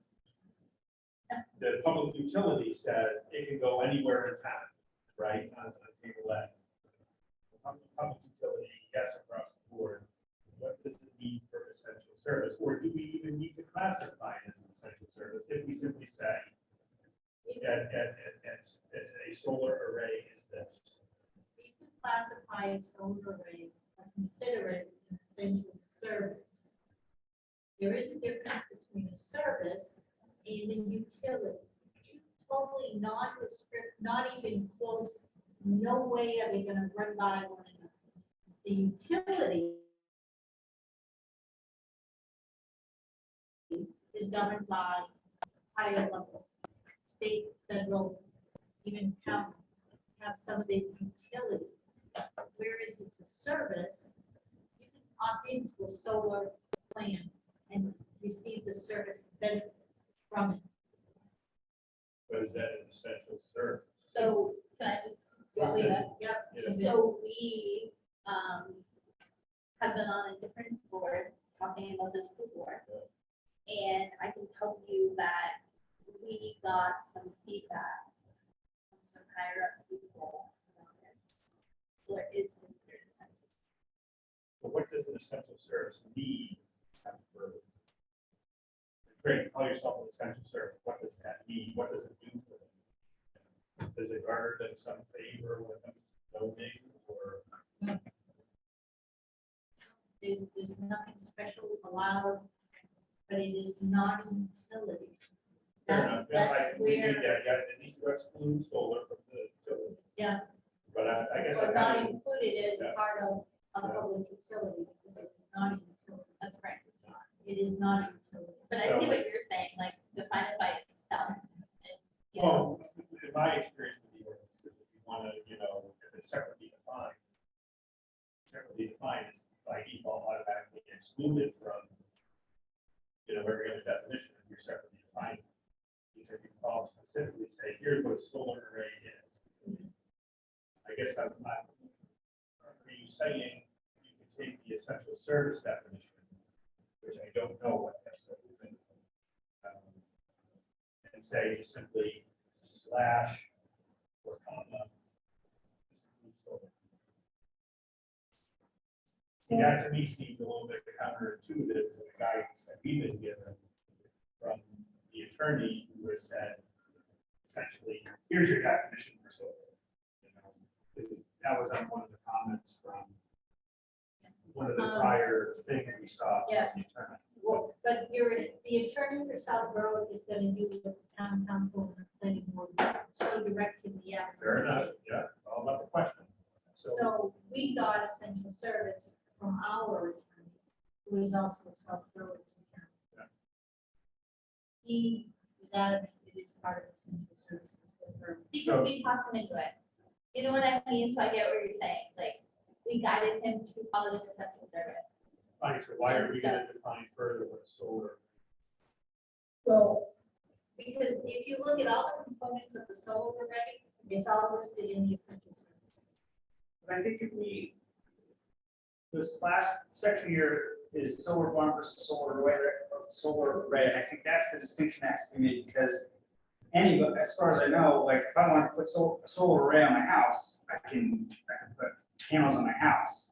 The difference is, we're talking about, we're not gonna have a homeowner come here and ask us if they can put solar panels, a solar array on their house. A business down here, Central School, put solar panels up there. We're talking about a solar farm, not a solar array.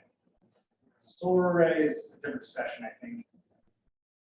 Solar farm is what we're concerned about, large, Multi-units. commercial type ventures, not a solar array in and of itself. So is that separately defined in the ordinance right now? Nothing Solar array, solar defined. farm? Nothing defined here, that's not in the- So That's why it should be separated and defined. Solar array, solar farm. They're two different things. Yeah, I agree with you. Solar farms for production, not use. that limitation. So when you say a solar array, business A or home A, I'm gonna put a couple panels to, granted, there's gonna be an issue that they'll have to work through the electricity, that's their issue, but if I'm gonna do that, put 3 or 4 panels out here to supply line building, they should be able to do that. Yeah. We're saying, I don't disagree with that. I think they can do But that. is that, right, but is that what we collectively need to understand what a solar array to be? Or can a solar array go beyond that? And where does a solar array, if I want to, in my house, put up something to supplement my usage and go through that's an issue, go ahead and do it, I don't want to get involved in that. You might put up, I have a solar array on my house, and it's, some of the terms in the solar industry is behind the meter. Yeah.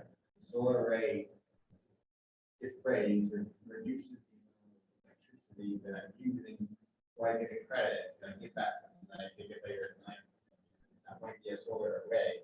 A solar farm, though, there's no consumption of electricity on the farm. It all moves out for the consumption of others. That's correct. And where it might be a little funny is that there are solar collectives where the 10 of us can agree that we're gonna put 15, 20 kilowatts in a field somewhere, and we're going to defray the electric on our own bill, even though the production was at one location. we all have houses in different locations, but you can right now through CMP do a solar collective, they do this as well, if they're you're keen on it. Great. We all sign up and pay it, build a solar array, and then we all get a portion of the electric. So that's where it might get a little. So is that something that we need to be aware of in the definition? I would still almost put that in the solar array term, because it's for the consumption of a specific defined individuals. So Where a solar farm is truly simply to produce electricity, sell it to the grid. So how big are these solar arrays to serve them? The various stages.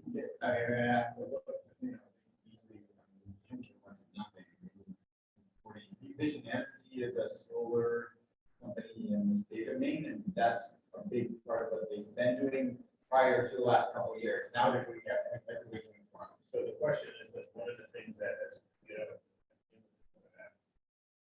that grow part of this ordinance would be these massive solar farms coming in. And the solar array turned into a massive farm. I think it's so, correct me if I'm wrong, I think it's so, one panel could be a solar array. I mean, yeah, that's, the solar array is just the setup. It's not, doesn't, there's no like amount of panels that turns it suddenly into a solar array. If you're a solar array, you have one panel that charges your electric vehicle, like that whole setup is a solar array. Solar farm is comprised of a solar array, but the farm is designed for sale.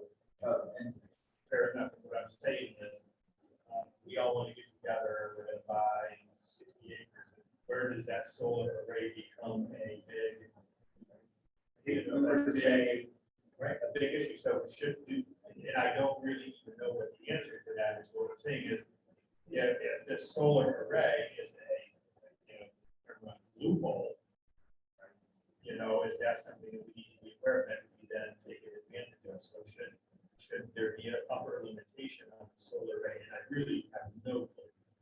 But if it gets to the becoming solar farm, I mean, like what? I mean, we could say, sure, you can have a solar array on your house, and as an individual, we're not gonna allow these collectives and stuff, just like we're not gonna allow solar farms outside of, unless you happen to be in, I1 or I2. Is the term collective.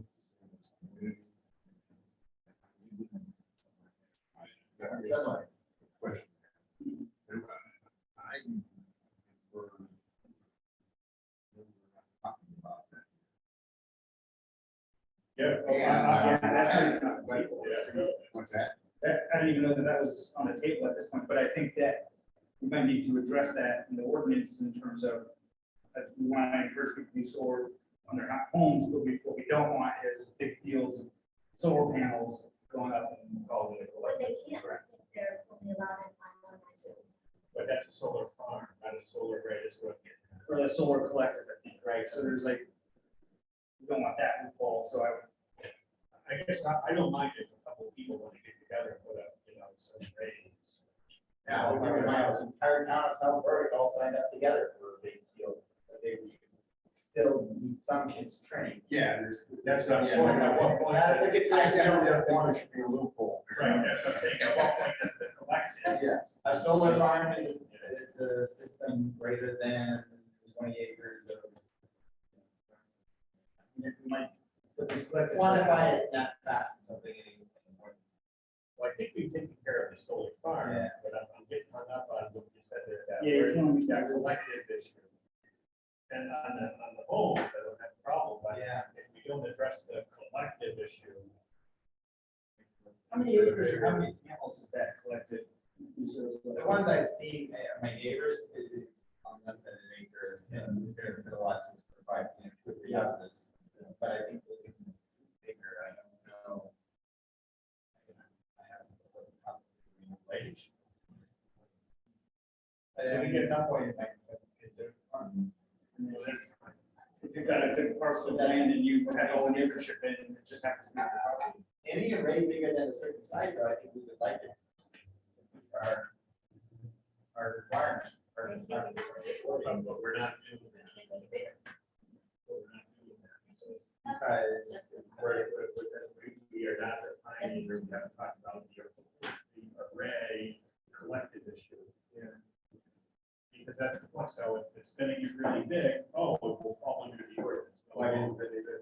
Yeah, so where is that line where even those collectives get picked up? We should need a definition for a farm, a definition for a rate, or that size. If we're so inclined. Well, here's one of the other problems too, because if we say you can't have one of these collectives in a parcel of land that, has to be consumed on site, somebody with a lot of land could just say, hey, we're gonna do a collective, we'll have it all on my property, it's gonna be consumed on site. And then you have to work your way around what we're trying to do. But the only problem with that is you're gonna put it on your property, it has to be consumed on your property, not farmed out to the neighbors that want to join. But a collective, you can do. No, Permanent. that's what he said, the collective was gonna do, he's got the large property, he's gonna put the solar array on his for the collective. But a collective has to be consumed on site.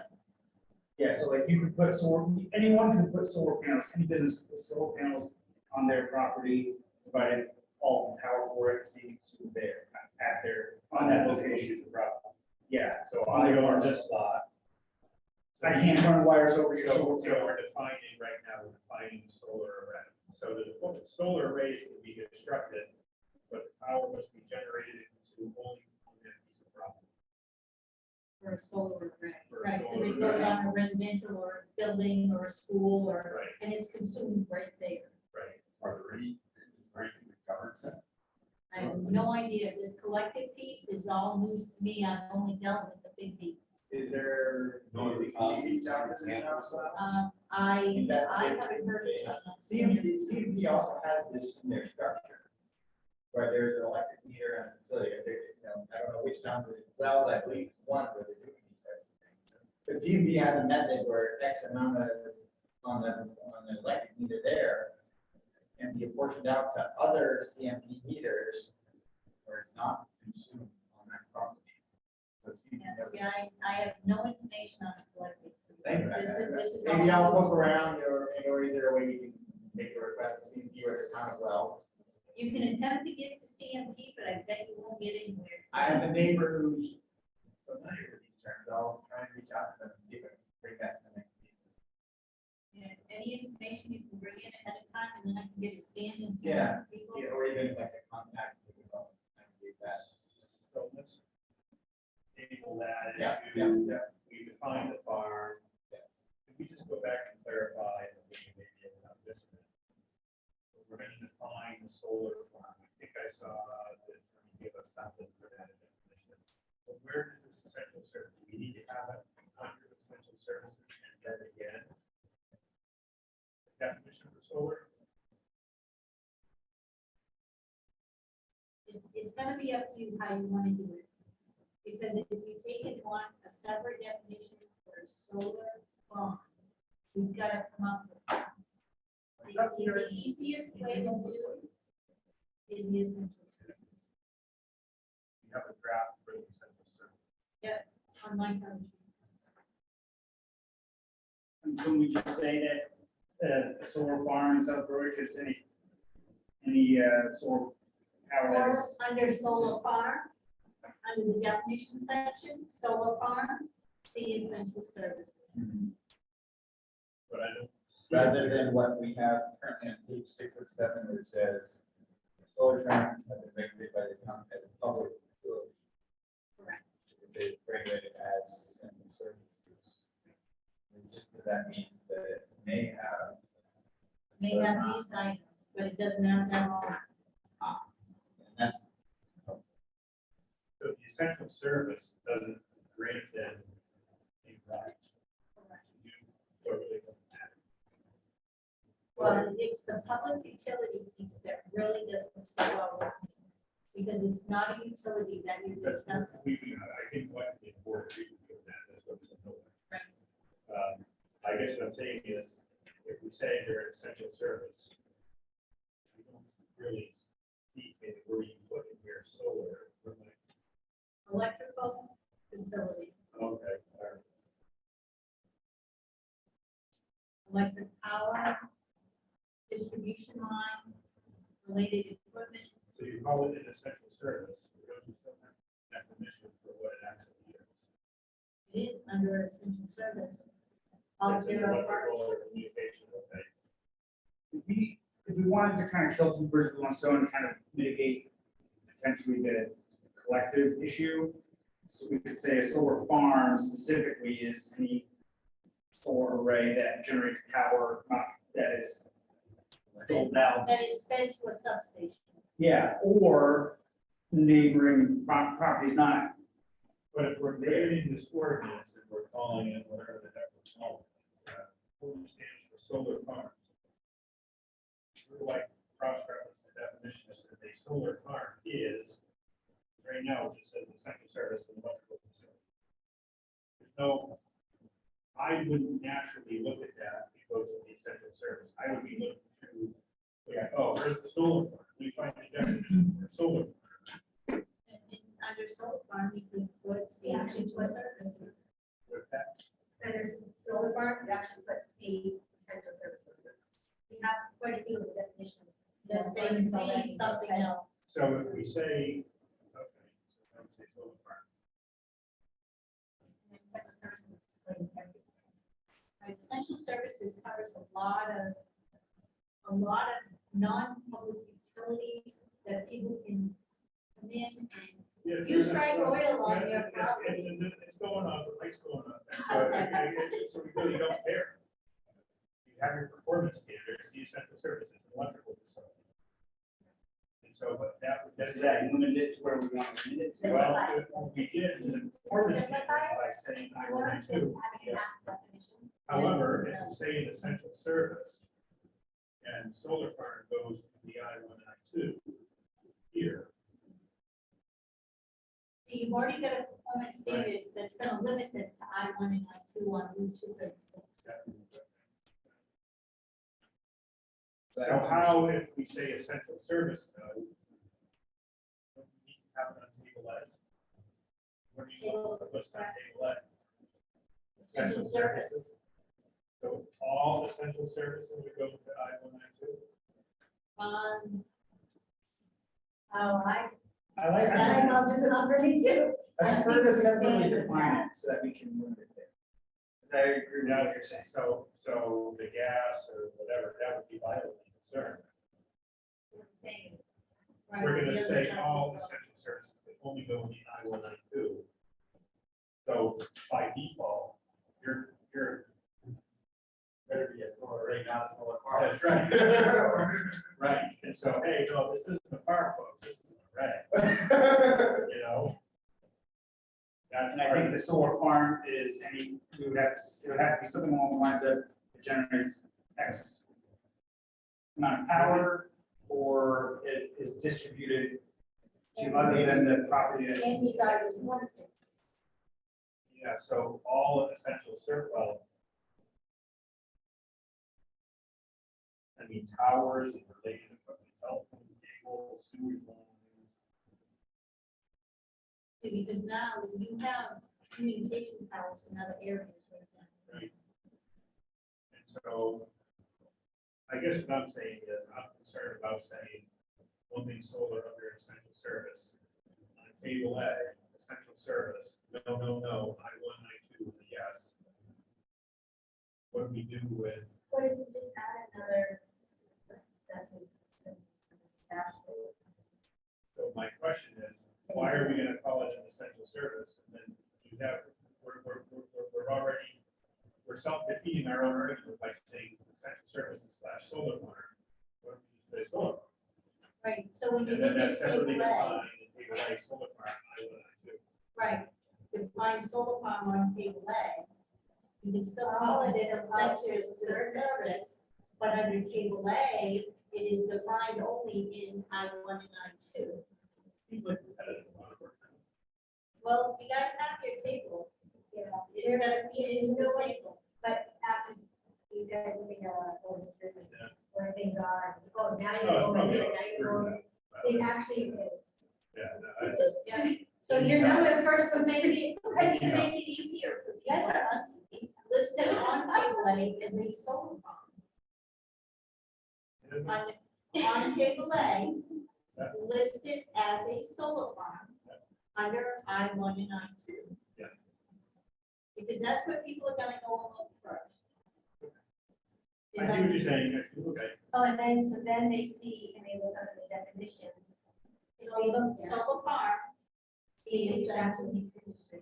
Is essential service in But I don't single A? think that Who has single A? No, essential services is not. Is I don't Okay, think- so then you can do that, that's fine. You're But I think that absolutely that right. doesn't necessarily, like, if I was looking at that, and I went to take what it's a solar farm, then I went to definition for solar farm, and pointed me back to essential services. I don't think it tells me whether or not what I plan to do is a solar farm versus just a personal use solar array. a residential solar array is something totally different. It's not really permanent to the town anyway. If you put solar panels on top of your roof, you don't need, that's considered electrical, you don't need a permit for that. So nobody comes to town and applies for solar, rooftop Right. solar array. anyway. But they did. But if they were to do one of these. When you didn't look, collectives, when you didn't look at their permit for that, they'd be told they don't need it, and it's never. But what about one of these solar collectives where it's a large, it's not a solar, you know, So I 20 know acre. nothing about solar collectives, so I have no idea. Right. This is the Okay. first time I've ever heard about solar collectives, but you can bet yourselves that we will know by tomorrow afternoon what they are. I just, Right, Tim? I feel like if we just have define a solar farm as anything that generates power that isn't used on site, that's. Or there's specific entity. Yeah. Oh, Would you say, that's a good idea. would you say that? Not for specific customer. That, That's the Specific big to difference. personal property. that closes that loophole where somebody could have a small solar collective, which would be by some abutters potentially. But is a solar collective, are those mounted the same way on their 2x2 concrete pads and everything? Are they mounted the same way? Do they need fencing? Are they electrical, you know? That'd be If interesting. they're- You know, if those things are true, then they need to fall under this somehow. So maybe the way to look at the definition of we look at, we get rid of, you can say the word utility, let's just say, well, let's stick with the solar farm, because it really defines, how would we define, who cares what a collective is, right? Who cares what an array is, what do we define solar farm is, right? Right? So if we say a solar farm, you know, A solar farm is part of an essential service that must be kept in.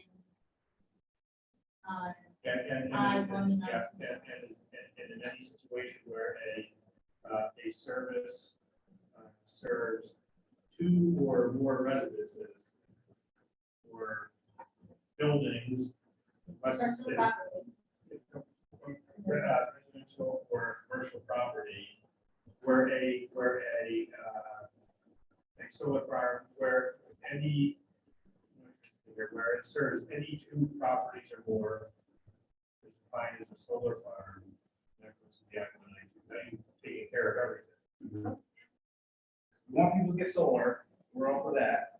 But what people care about is the eyesore aspect of it.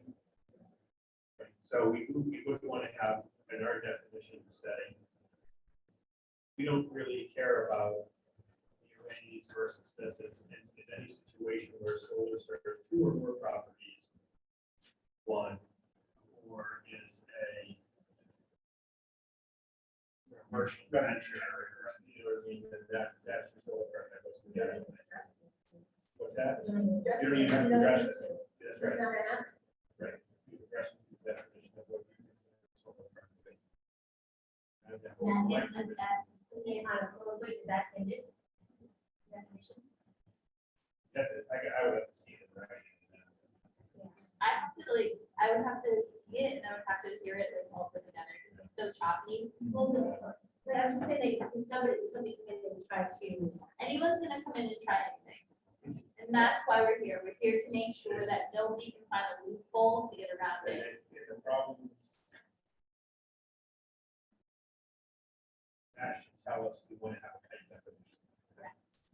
I like how you put it, it's falls under essential service, it And provides it's- power to two or more properties. That's pretty cut and dry. That'll cover any array or. So it would be incorporating the current definition that addresses the large scale. And adds another. And that takes care of that. Small secondary says small, medium, large. Equivalent in our discussion, operating definition, large. Farm in our. They don't have any spec, I can't find anything that says what a small or medium or large is. Right. So they're not, they're saying this is exclusive of small and medium, we're only talking about large.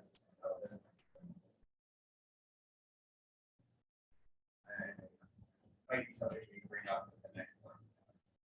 So I guess.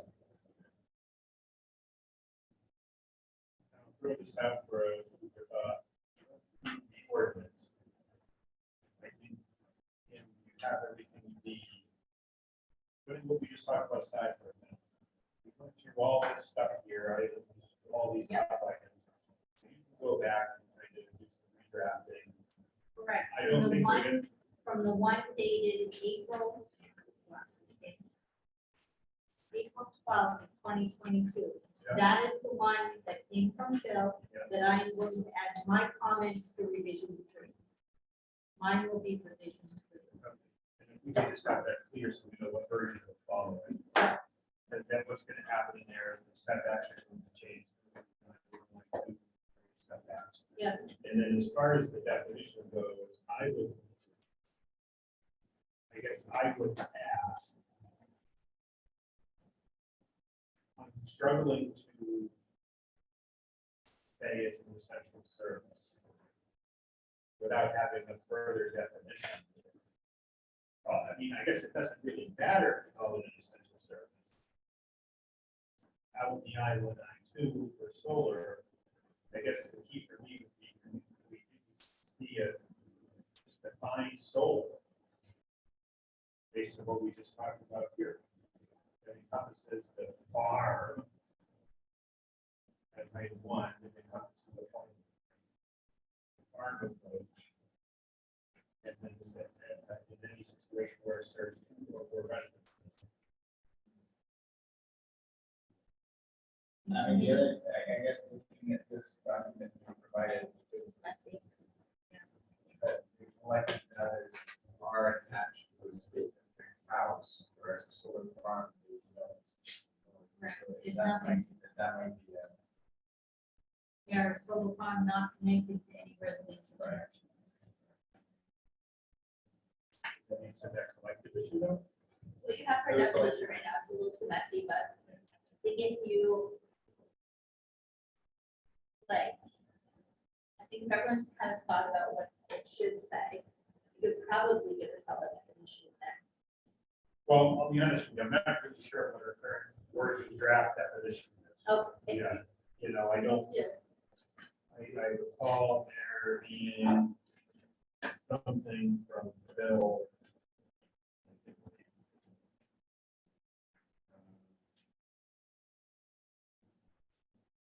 Somewhere I saw, it, I don't know.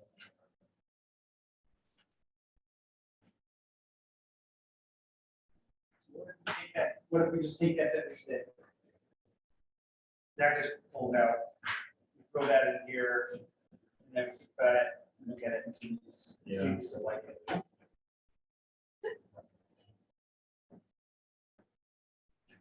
I don't, What you need to do is you need to take your thoughts. So if you're gonna write a definition, okay, because you're on the fence about it, which is fine, I think. Take your thoughts, write them down, get them into like a definition, rework that definition until it makes sense and it's solid. You know, right now it's messy because everyone's just kind of throwing out ideas. And then you can go from there and say, you know what, we really like this definition, or you know what, we're just gonna go this way. I think that's the best way to do it.